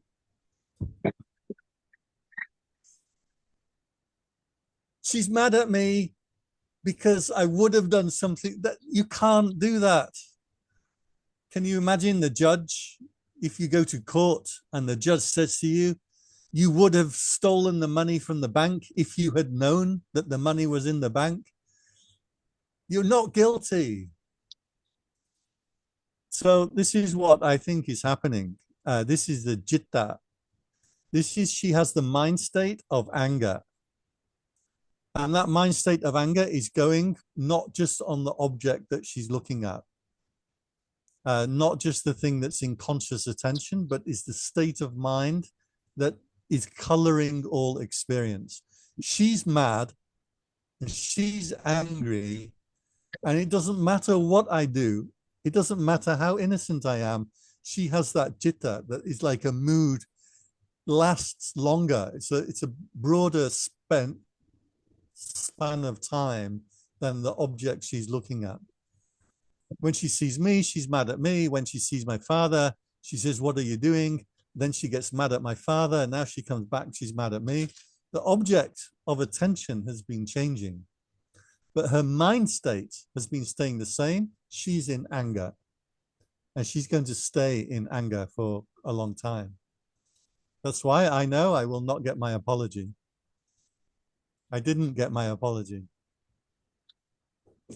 I did come down a few hours later and say, oh, is there some bread pudding? And then she kind of smiled. Why? Because her jitta has changed by then. Her mood, her mind state has changed by then. So the mind state lasts longer than the object you are looking at. Object will change from 1 minute to another minute, from one moment to another moment. The object is always changing. But the mood of the mind, that lasts longer. So sometimes I'm sitting in meditation and my mind is just so bright and clear. Anything that comes into my mind, I can see instantly. Sometimes I sit and meditate and my mind is just like tight and it won't move, and I try to meditate and I can't. I try to arouse attention. My mind doesn't want to. Cittanupassana is teaching us to know that state of mind that is observing objects. Our mind state lasts longer than the object we are looking at. So you know, is my mind bright and expanded, or is my mind constricted? Is my mind in metta, loving kindness, or is my mind in lopa, dosa, moha, and tight and constricted? What is the difference?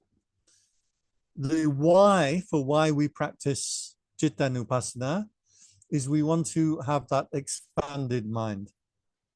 Remember in the suttas we were looking at earlier today, the Buddha says quite clearly, if you are caught in the object of attention, then your mind becomes constricted.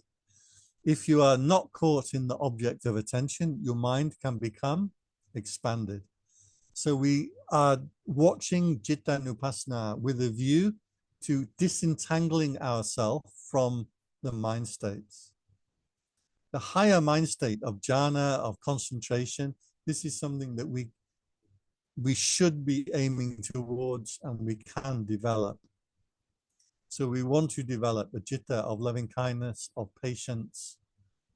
We want a citta that is bright and is expanded. We don't want the citta that is tight and constricted. So we're not just looking at this object, this object, this object, this object. We're also looking at the citta, the mind that is viewing it. That's my personal,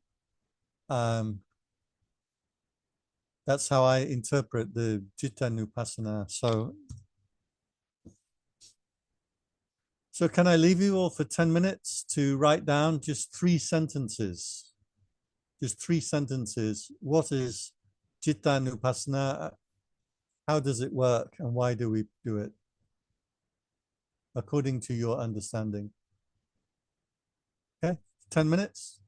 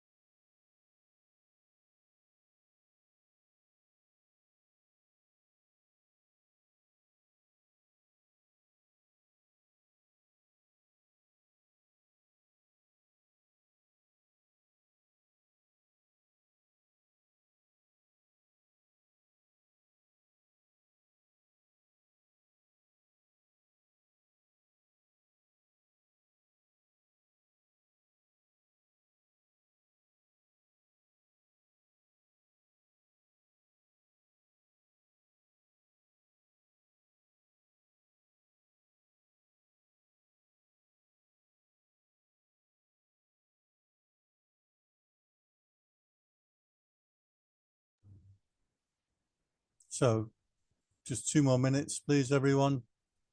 There's no grades given. It's not right or wrong, just according to your understanding. 3 sentences only, and put them into the chat.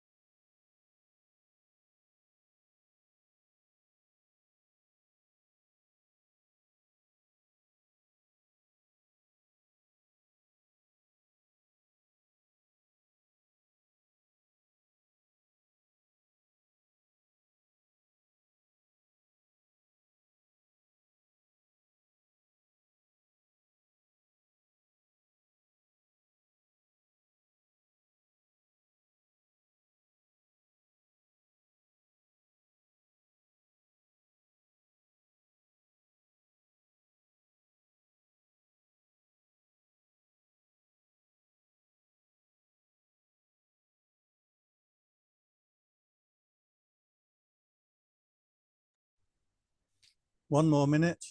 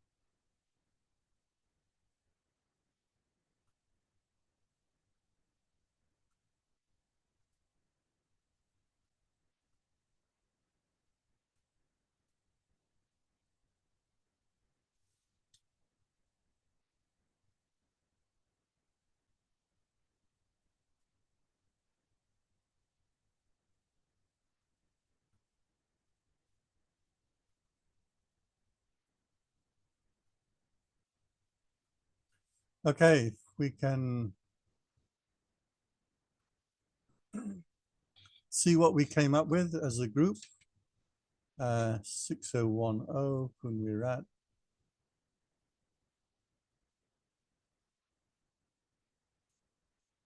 Participation. Cittanupassana means the way of observing the mind, being aware of its thoughts or emotions as they arise. To practice, simply observe and be aware of the phenomena in your mind without judgment, noticing if it is in thinking, happy, sad, calm, or restless. The purpose is to get control of our mind and bring the mental self back to the present moment and free from the break state. I'm not sure what you mean by break state here. Okay, good. The only thing here, remember, the thoughts are the objects that we are seeing. The citta is the state of mind that you are in seeing them. So citta is separate to the thoughts. But yeah, good. And it makes the purpose, again, this idea of getting control. Vipassana teachers don't like the idea of control. But in the sutta, that's what it says, right? It says we have to take control. So in my view, that's correct. We're not just observing. We're observing in order to disentangle and take control. Anyway, there is some question on that between different teachers. Good, 6003, let me mark you down as participating. You are our most participating member. Citta is knowing and being aware of different states of mind. I like that because it's the state of mind that we are observing. We practice observing how, beyond the passage of one object to another, our state of mind is and how we react. Great. Our goal of practicing is to expand the mind. Yeah. I would also like to change the word expand to free. I like this idea of free or to disentangle. But yeah, really nice and clear. You see, this kind of explanation you can give to a 10-year-old child and they will understand, or to someone who's never done Buddhism before, they will understand.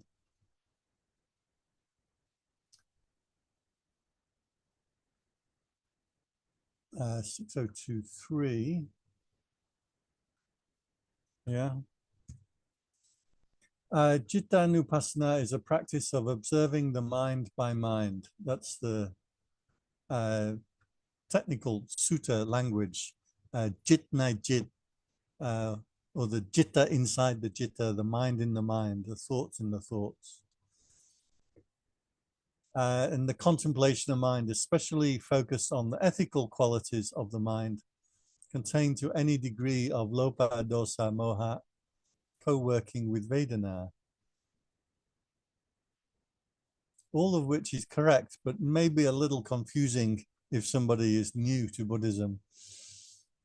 Practicing contemplation of the mind, in my opinion, actually Cittanupassana practice is beyond simply observing the state of mind and going to analyze myself by carefully noting both the aspects of positive and negative.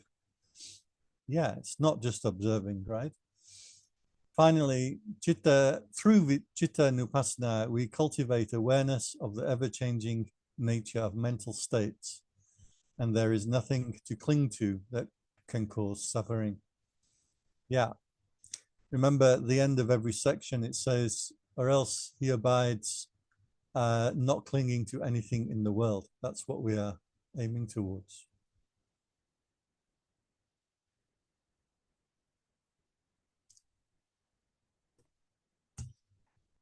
Miss Hurong Liu, mindfulness of citta is to contemplate one's thoughts or be conscious of the passion, anger, delusion, sloth, distraction, peace, etc. in the thought.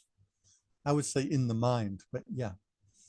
While in meditation, our minds may think of the past or the future. We take that thought as the momentary focus of the meditation by acknowledging thinking. Or you have the emotional ups and downs. At this time, you should be aware of your emotions, such as anger, before returning our focus to the breath or the feet. Great, that explains not just what it is, but how we practice it. This practice makes you more clearly aware of various states in mind without being pulled around by them. It purifies your mind and helps you deeply understand the meaning of the present moment. Without acknowledgement of the present moment, meditation practice cannot progress because momentary concentration cannot occur. Life can only be found in the present moment. Important that you said here, purifies the mind. That was the Buddha's summary, remember? Practice what is good, avoid what is evil, practice what is good, and purify the mind. Okay, 306. Participation. Citta practice in Buddhism focuses on cultivating a clear, stable, and compassionate mind. It involves observing and refining mental states, letting go of defilements such as greed, hatred, and delusion, and nurturing qualities such as loving kindness, equanimity, and wisdom. That is a very long sentence. Remember, try and keep sentences short, will make your explanation more clear. Through continuous mindfulness and insight, practitioners develop inner peace and an understanding of the mind's nature. It's very good in general terms, but we really want to get specifically on what is Cittanupassana. 60016. That is over here, Miss. Oh, the first time we saw you, did not see you last week. Cittanupassana can refer to a state of mind, including mood. It can refer to the quality of knowing by separately from the observer. Citta is becoming aware of the state of knowing since it flows like all the time. We practice breaking free from the thinking mode and coming back to direct experience to see how things are changing the whole time. Again, most of this is general vipassana practice. We wanted to get to specifically citta. So that's the key sentence here. Citta can refer to the state of mind. Jen, I realized I put my number wrongly. It should be 18, not 16.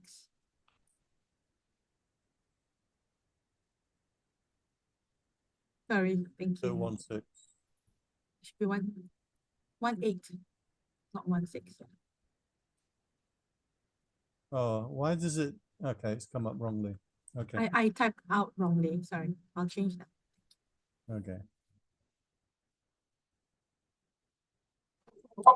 Tiang, my also your number is wrong. It says 36, it's not 16. 6036 should be 16. Should be 36. Yeah. Oh, okay. Good. Yeah.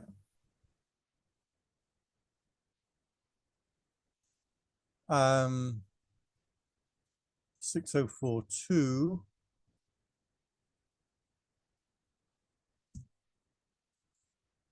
Citta is the consciousness that knows the condition of mind. That's actually a really good statement, condition of mind. Knowing the mind is a natural condition.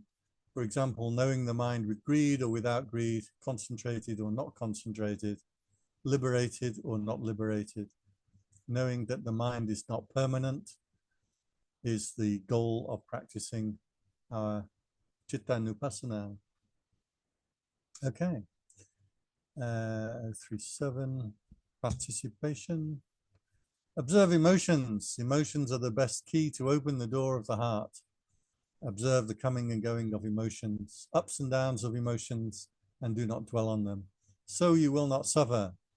We observe thoughts. When a thought arises, be aware and observe rather than judge, escape, or refute.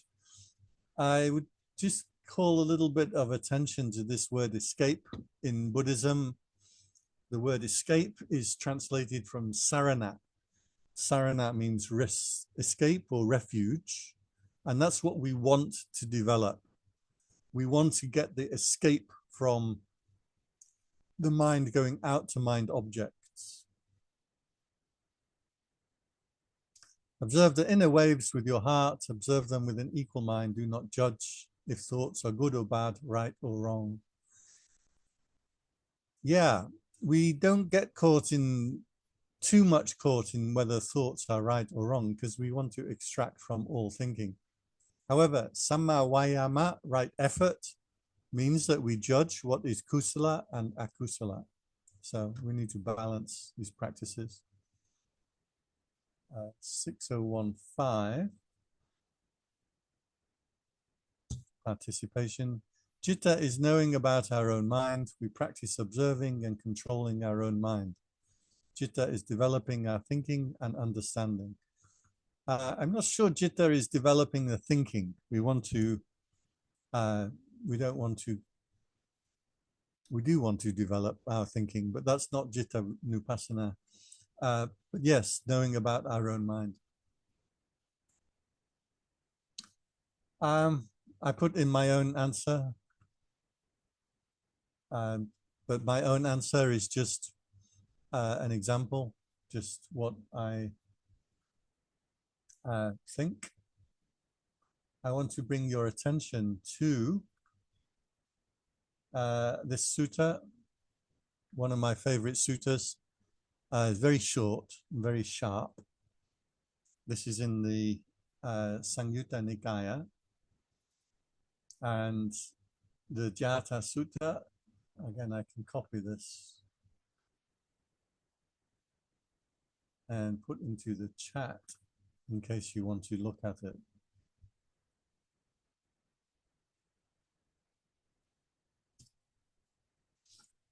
Tangle within, a tangle without. People are tangled in tangles. I ask you this, O Gautama, who can untangle this tangle? A wise person grounded in sila, in ethics, developing the mind with wisdom.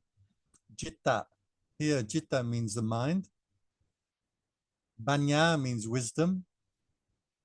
Bhavana means to develop. Developing the mind with wisdom. A keen and alert mendicant just means monk, bhikkhu. They can untangle this tangle. Those who are stuck in greed, hatred, and delusion. No, those whom greed, hatred, and delusion have faded away. The perfected ones with defilements ended. By the way, perfected ones here, Kina Asava is one of the common translations or descriptions of an arahant. Asava is the outflowing of the mind. So it means to flood up or to flood out. Can also mean to flood in something, but so asava is the tendency of the mind to always move out. Kinasava means to stop it. So the asava, the outflowings no longer occur. You've ended the outflowings. That's one of the definitions of a arahant. They have untangled the tangle. Where name and form. Now remember, namarupa. Namarupa means the object. All objects of attention have ceased. Where there's no more perceiving of forms, that's where the tangle is cut. I really like this sutta. It makes clear the job that we are doing. People are tangled in tangles. Our job is to untangle the tangle. What is the tangle? Where we are stuck in namarupa, which means forms of the eye, the ear, the body, the mind. Where all of these forms, where the mind stops going out to anything at all, this is where the tangle is cut. So this is that awareness that arises when you hold the mind back in restraint. Very nice sutta, it makes it very clear.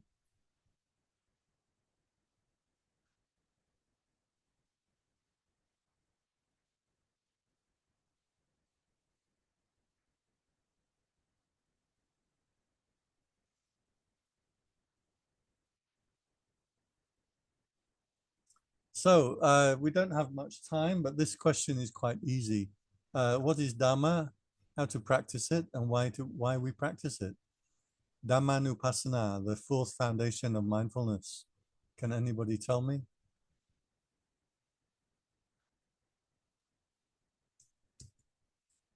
What do you think?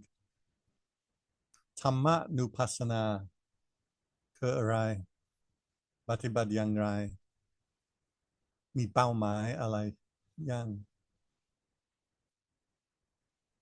What is the Dhammanupassana? How do we do it and why? อาจารย์ Yes. Dhamma is the law of nature.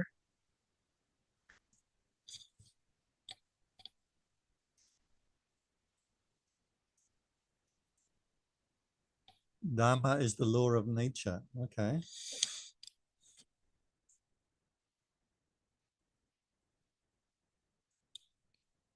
That's what Dhamma is, but what is Dhammanupassana?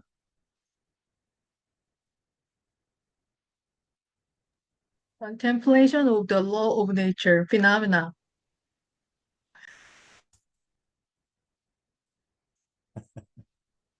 Okay. So the contemplation of Dhamma, which is correct, but what is, do we have any better explanation? I'm not sure, Emma, your mouth is moving, but we can't hear you. Are the principles of the teachings of Buddha to observing the principles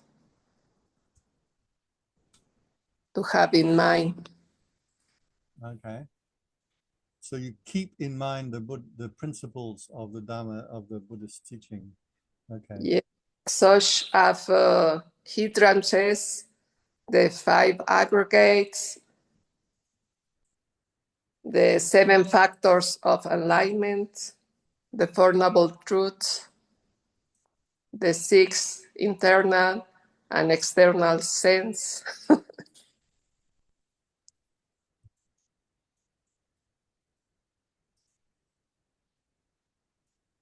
Etc. Okay. You're reading from a text there because Yes. going through the correct list. And how do we practice this? How? We see when some of these arise. For example, if we are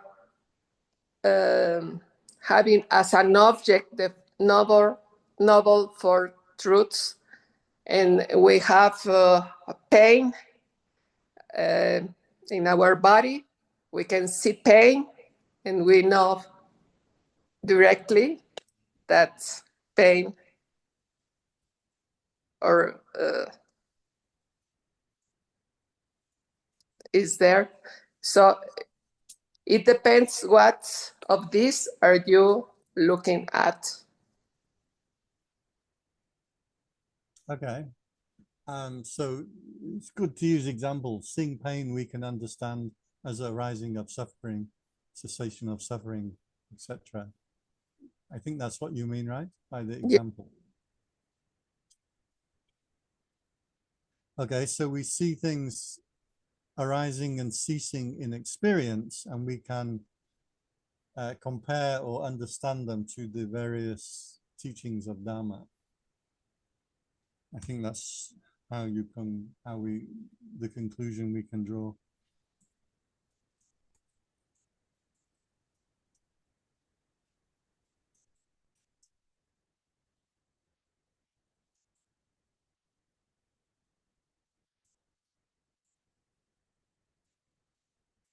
Okay, anybody else? What happens when we do this? Why do we? I can add one more. The Sister Emma opinion, Bujanga Papa. Okay, so the 7 factors of enlightenment. Yeah, these are and both.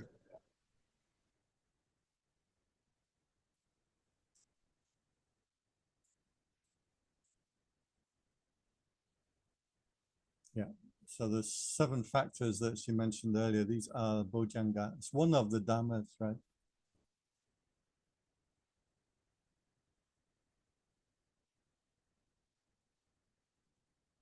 Anybody more clear on what exactly is Dhamma? Is Dhamma the principles of nature, or is Dhamma the teaching of the Buddha?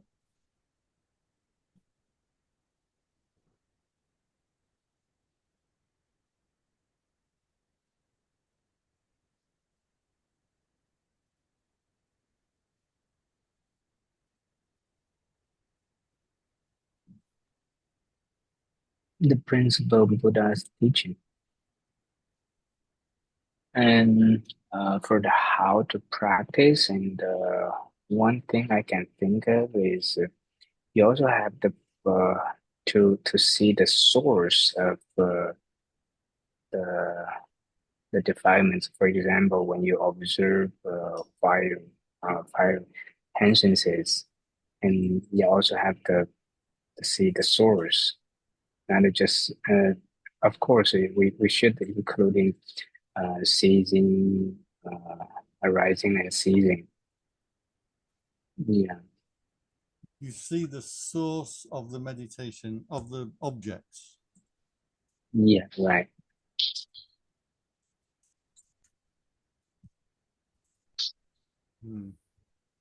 That's what psychologists try and do. They want to get to the what is the source, the origin of all your thoughts and feelings. I'm not sure we in Vipassana practice, we want to analyze too much. Where do things come from? It does depend on the teacher somewhat. A lot of Western teachers, they like to talk a lot about where thoughts come from and feelings come from. But I think they're too reliant on psychology, on psychological practices. Usually in Dharma, the Buddha is not too concerned where things come from. What we're concerned with is how to disentangle, how to break out of it. I mean, not the original source, like back to your childhood. It's about how this defilement arises. Yeah, just before this thinking appear, and how arises. I guess uh, only appear in bioenhances, not at the other principles. Okay, I would very much agree with you there. We want to see how it comes up, how it gets the attention, how we get tangled into it. But we don't need to see how something arises from childhood, or Yeah, how right. my mother didn't talk to me as a child, or my school treated me a different way, or we Yeah. don't need to go back to the source like that. The source is how it arises right there, right? Yeah. So I would say that see how defilement arises is better than seeing the source. Okay.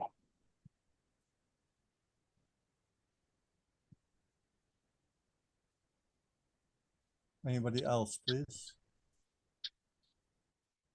Why practice in order to develop our insight wisdom by understand the true nature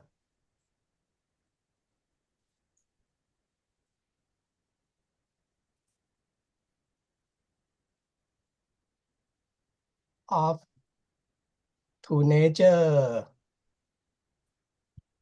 of the phenomena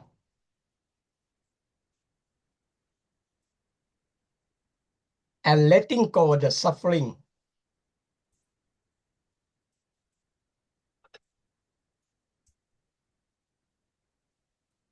Okay, good.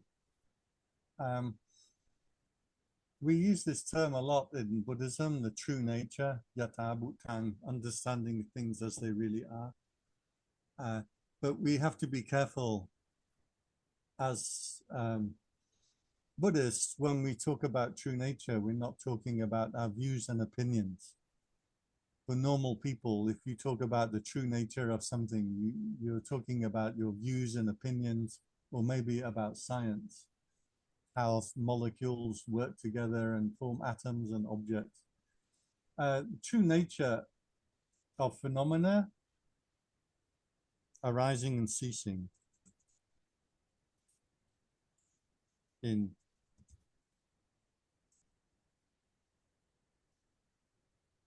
or by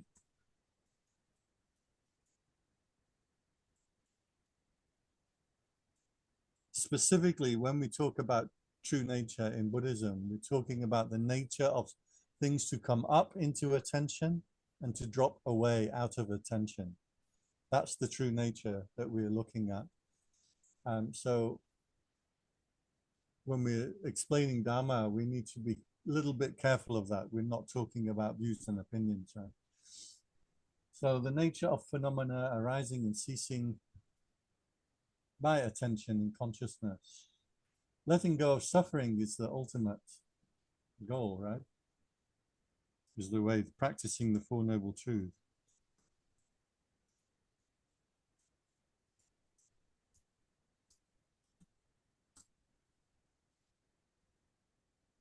Anyone else, please? Ultimately, to remove all the causes connected to the rebirth.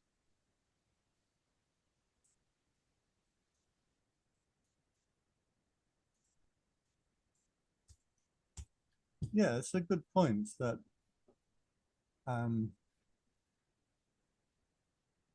ultimately the thing that we are doing is to remove the cause for rebirth.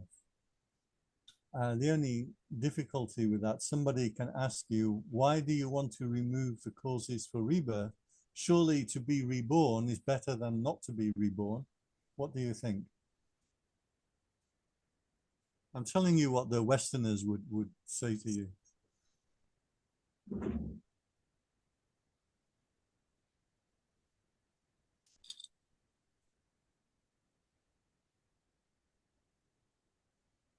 You have an answer? Anybody? Why do we want to stop rebirth? Because now we are suffering. But isn't it better to be alive and suffer rather than to be completely dead and never experience anything? I'm asking because the Westerners will ask this question. Anybody else can help her out? Why do we want to do this? This question is more than Citta Nupassana, but it's an interesting question.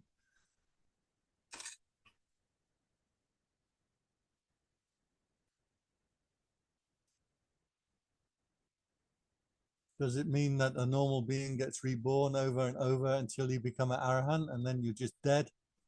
You're gone, finished. Bzzz, no more consciousness.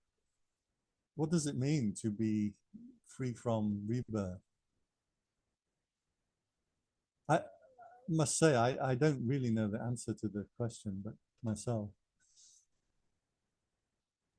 As a maybe for Westerners, reborn as an angel. So Yeah, I want to be an angel. I don't know the exact answer, and I use the metaphor to represent this my idea. For example, when a building on fire, and we're on the building and want to get out of the building, and we just want this room to the next room and to next room, but we're still in this building. This is we suffer in our the past life and this life and future life. Only we get out of this building, we have the freedom of happiness. And this is the example or metaphor. Okay, so one of the analogies that the Buddha used, especially in the Lotus Sutra, the Mahayana Sutra, but also appears in Theravada, but most famous in Lotus Sutra. And the Buddha says, if the house is on fire, you say anything to get the person to leave the house. In the same way, we are suffering. So we want people to leave suffering and not get burned. But that raises the question then, if you become an arahant, what happens to you after you die? Are you still going to be alive somewhere? Buddha didn't answer those questions, so I cannot answer. And also, if becoming an arahant means that you end suffering, so Yeah. now you are still living in the world, but you are not suffering in any way, surely you want to get reborn over and over and have many lifetimes without suffering.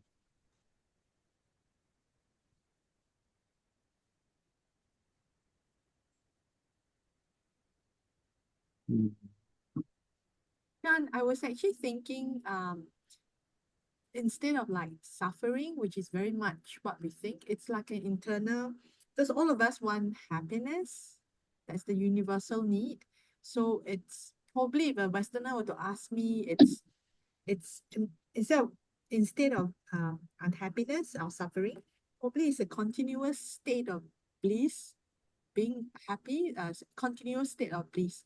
So to get into that state of that's why we do not want to, that's why we want to remove the causes of rebirth, because then you're in this state of bliss, which is really like nibbana in a sense. So an arahant has a continuous state of bliss even after they die. I believe so. This continuous consciousness, probably, yeah.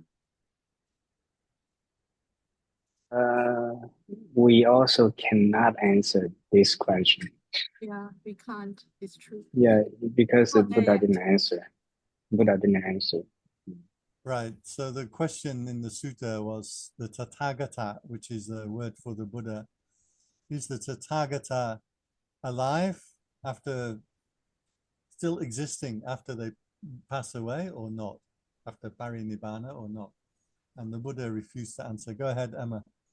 Yes, we are trying to make in concepts something that is behind concepts. So we are not going to be able to say what happens after this condition has ceased.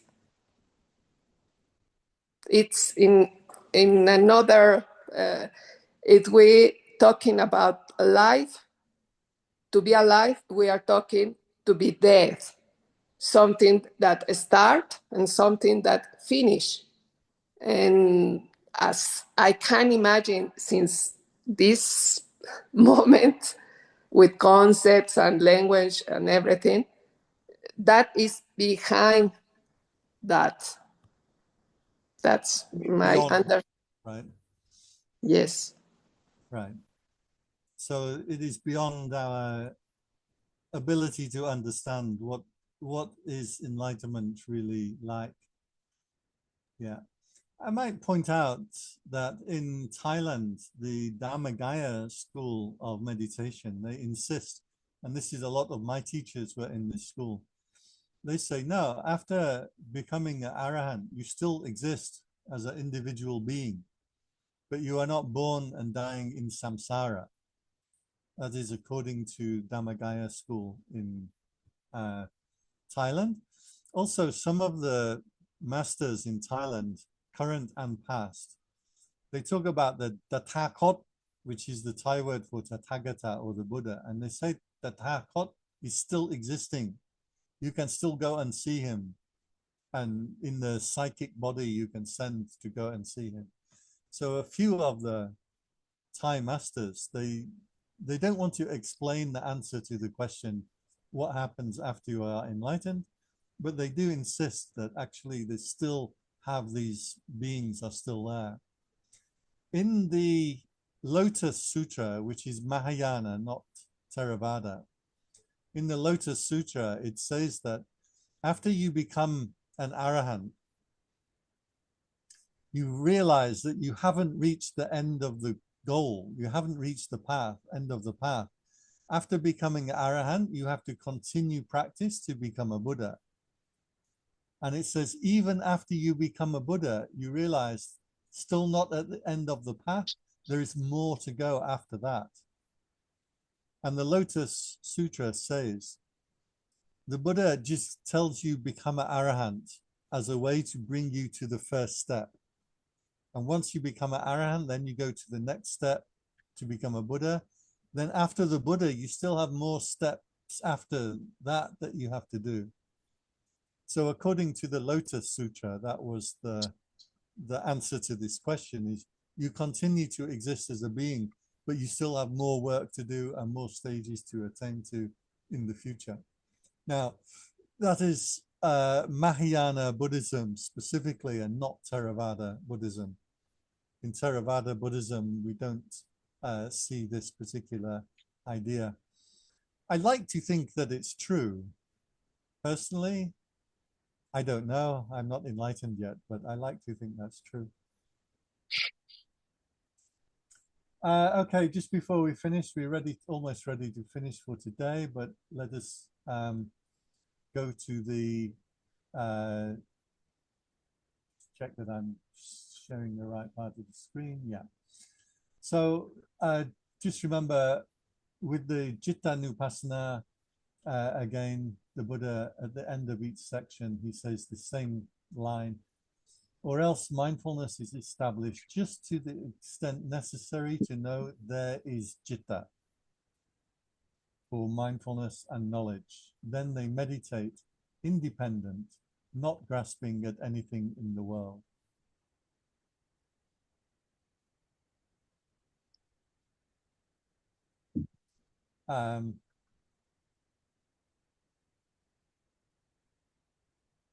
So this word anisito means independent or separated from.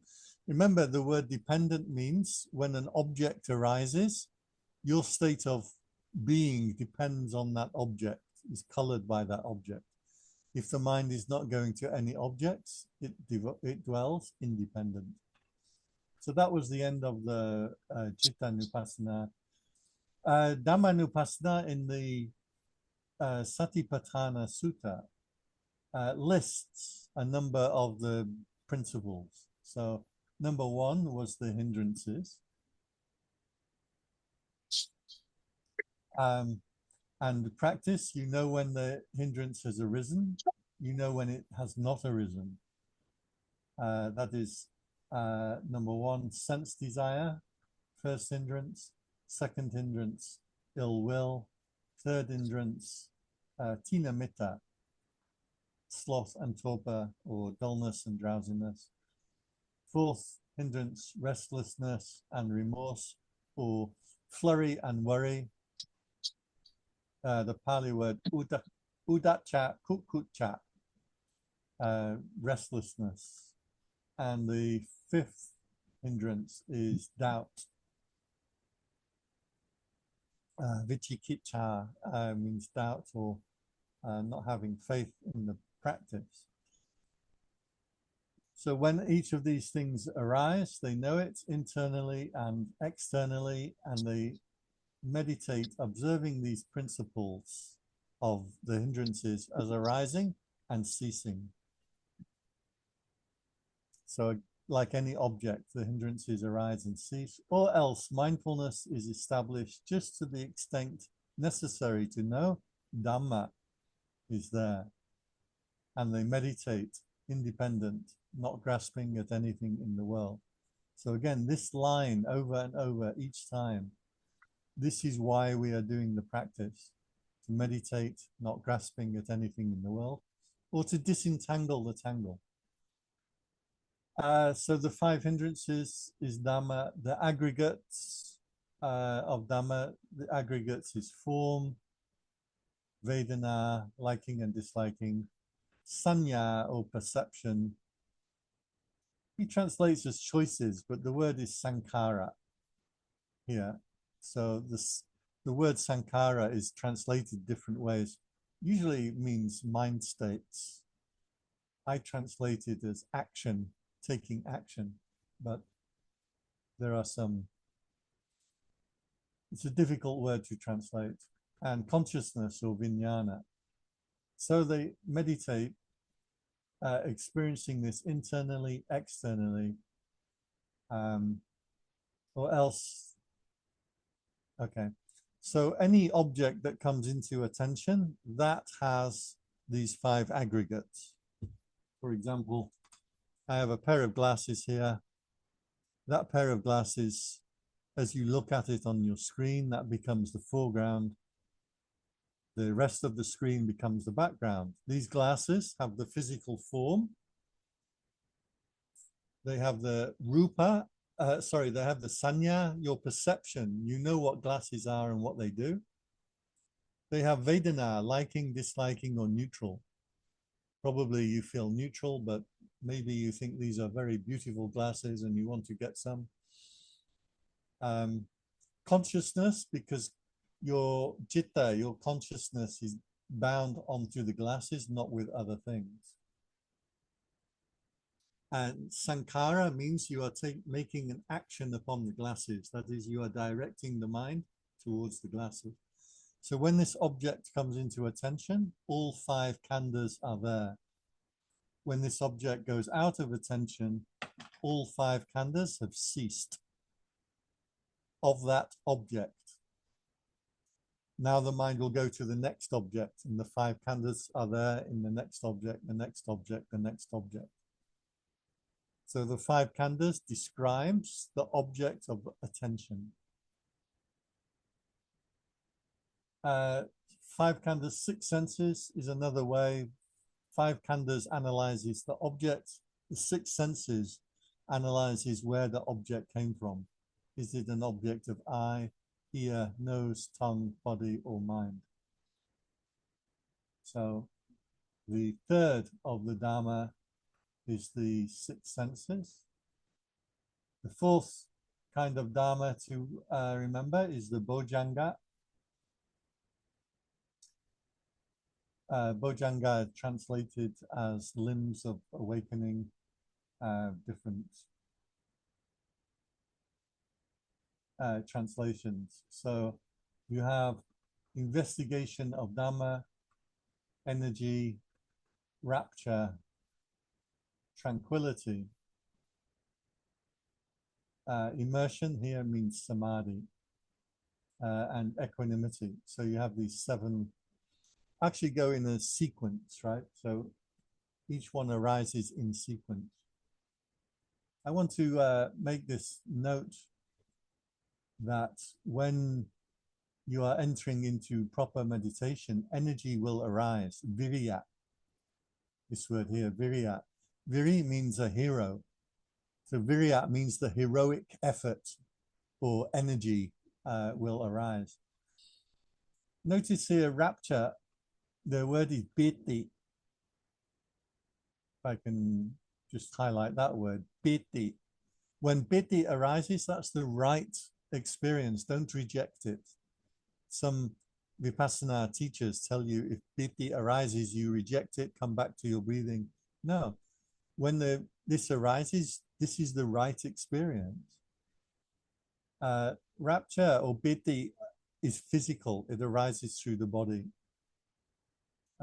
Tranquility of the mind, passati, if I can highlight that word, passati, is the peacefulness in the mind when the mind is not caught in objects. And then the mind will go into samadhi, concentration. So again, we cannot reject concentration from vipassana practice. And finally, equanimity, which is upekkha. So we had the hindrances, 5 khandhas, the 6 senses, the 7 bojjhanga, 4 noble truths. Again, as one of you said earlier, if you see suffering arise, we understand through the 4 noble truths. So it's a way of understanding experience.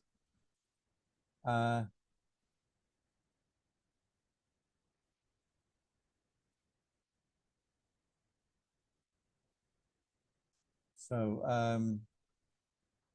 4 noble truths, and that brings us to the end of the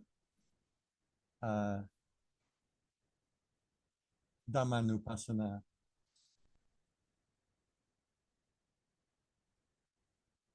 It does say in the end of the sutta here that anyone who practices this way of practice, even for even for 2 weeks, he can expect to advance to be either enlightened now or to be enlightened in the next lifetime. I think that's good. I can be enlightened in my next lifetime.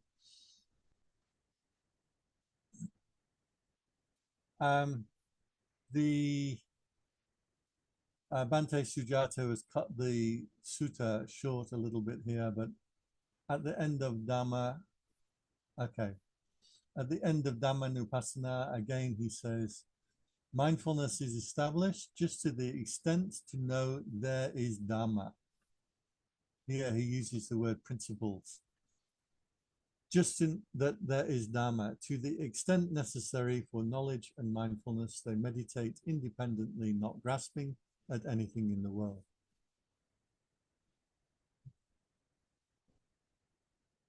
So that is the end of the Satipatthana Sutta.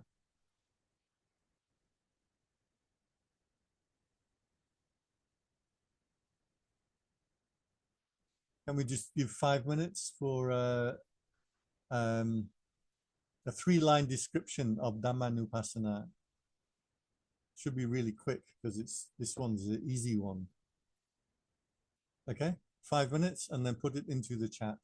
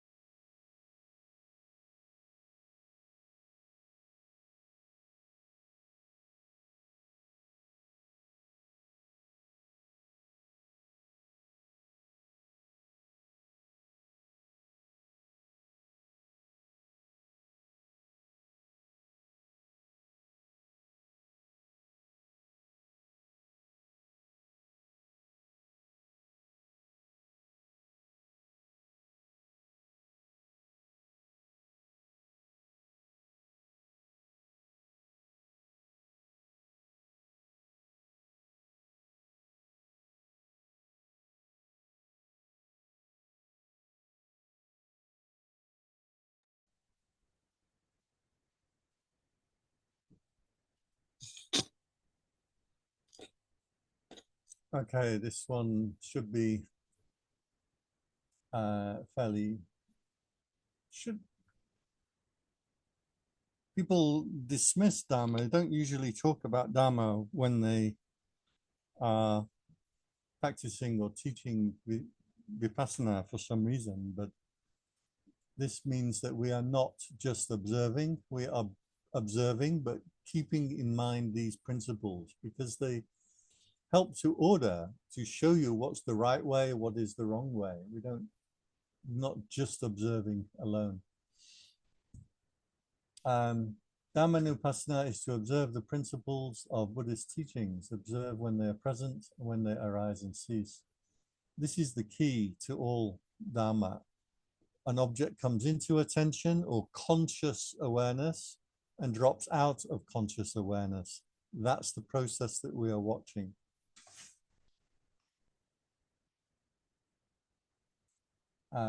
When we wrap here, Dhammanupassana is the contemplation of mental objects or teachings, observing how phenomena arise and pass away from one's attention.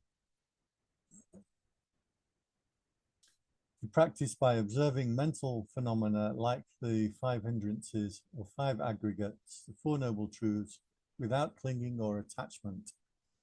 The aim of practice is to develop wisdom, letting go of suffering by seeing the true nature of phenomena arising and ceasing from attention.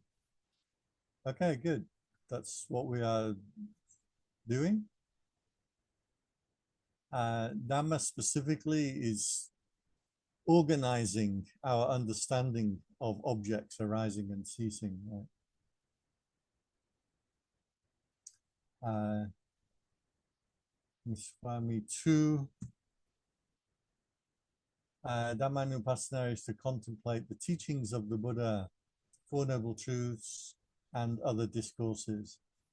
B, the universal law represents natural things such as law, cause and effect, impermanence, unsatisfactoriness, and selfless nature of existence. Yeah, there are different, we should keep in mind there are different definitions of Dhamma. Sometimes it means the law of nature. Sometimes it means specifically the teachings of the Buddha. So the word Dhamma has different meanings in different contexts. In the context of Vipassana practice, Dhamma specifically means the teaching of the Buddha, the hindrances, Bojjhanga, 4 noble truths. To purify the mind, understand reality, to end suffering. That is what we're doing. Okay. 023. Dhammanupassana is observing mental and physical phenomena, the law of nature, as it were, to remove the causes of rebirth and get freedom from suffering. Yeah. Personally, I think we should always keep in mind this idea. We're not practicing to become calm or to become peaceful or to become nice. We are practicing for full liberation.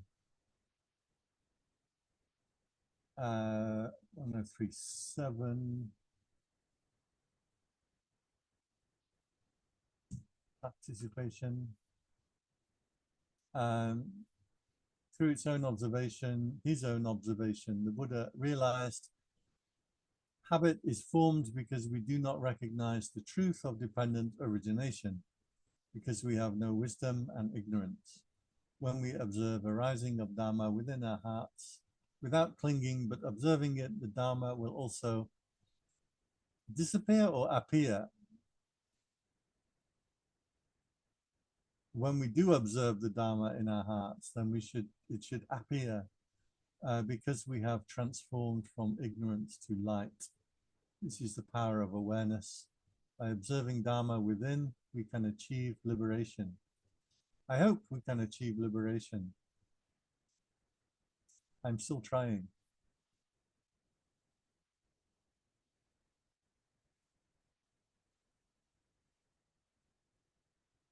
I think this one came to me directly. You might not be able to see it. 041. She said, mindfulness of Dharma is principles of the Buddha's teaching to remind ourselves of the various sets of realities, including 5 interests, 6 senses, and so on. Volitional activity happens when we think about or comment on something. When we think, we must be mindful of thinking. When we desire, when we are slothful, restless, or doubt, as a result of thinking or external stimulation, we must be mindful too. Do not grasp at anything in the world. We help practitioners perceive how mental activities are affected by psychological laws. Observing the laws of body and mind, we can transcend all restraints. I'd agree with all of this, but we still need to find like really simple ways to say these things. We'll go through quickly because I'm ready to finish for the day. For 3, Wujun. Dhammanupassana is the practice to observe and perceive the principles of the Buddha's teachings. To observe the object would be the 3 noble truths and 4 Dharma seals. I'm not sure what he means here by 3 noble truths. I think he means 3 characteristics. This way leading to wisdom, compassion, and inner peace. 036.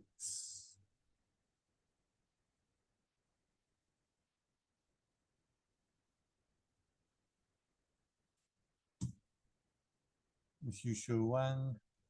Dhammanupassana is mindfulness of mental phenomena. It observes defilements, aggregates, and truths. The goal is wisdom and liberation. Short and sharp, straight to the point. 042. Venerable. Yeah. Dhamma is the principle of the Buddha's teaching. Observe the principles, 5 interests, 5 aggregates, 7 awakening factors, etc. To understand and practice of principles of Buddha's teaching, for example, seeing the hindrances arise and cease, and our goal is to end suffering.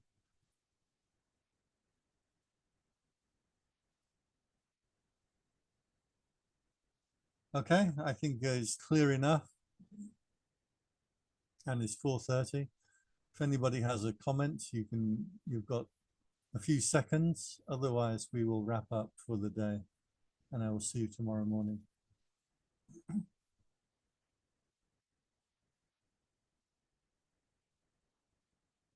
Okay, please note from the descriptions that you were given, we all need to work on how to explain these terms in short, clear, simple language. So continuous work that we need to put in to try to make it clearer and clearer, more and more simple. Me too, I have to keep doing this. Okay, if you're all good, I will see you tomorrow. Okay. Thank you. Thank you, Ajahn.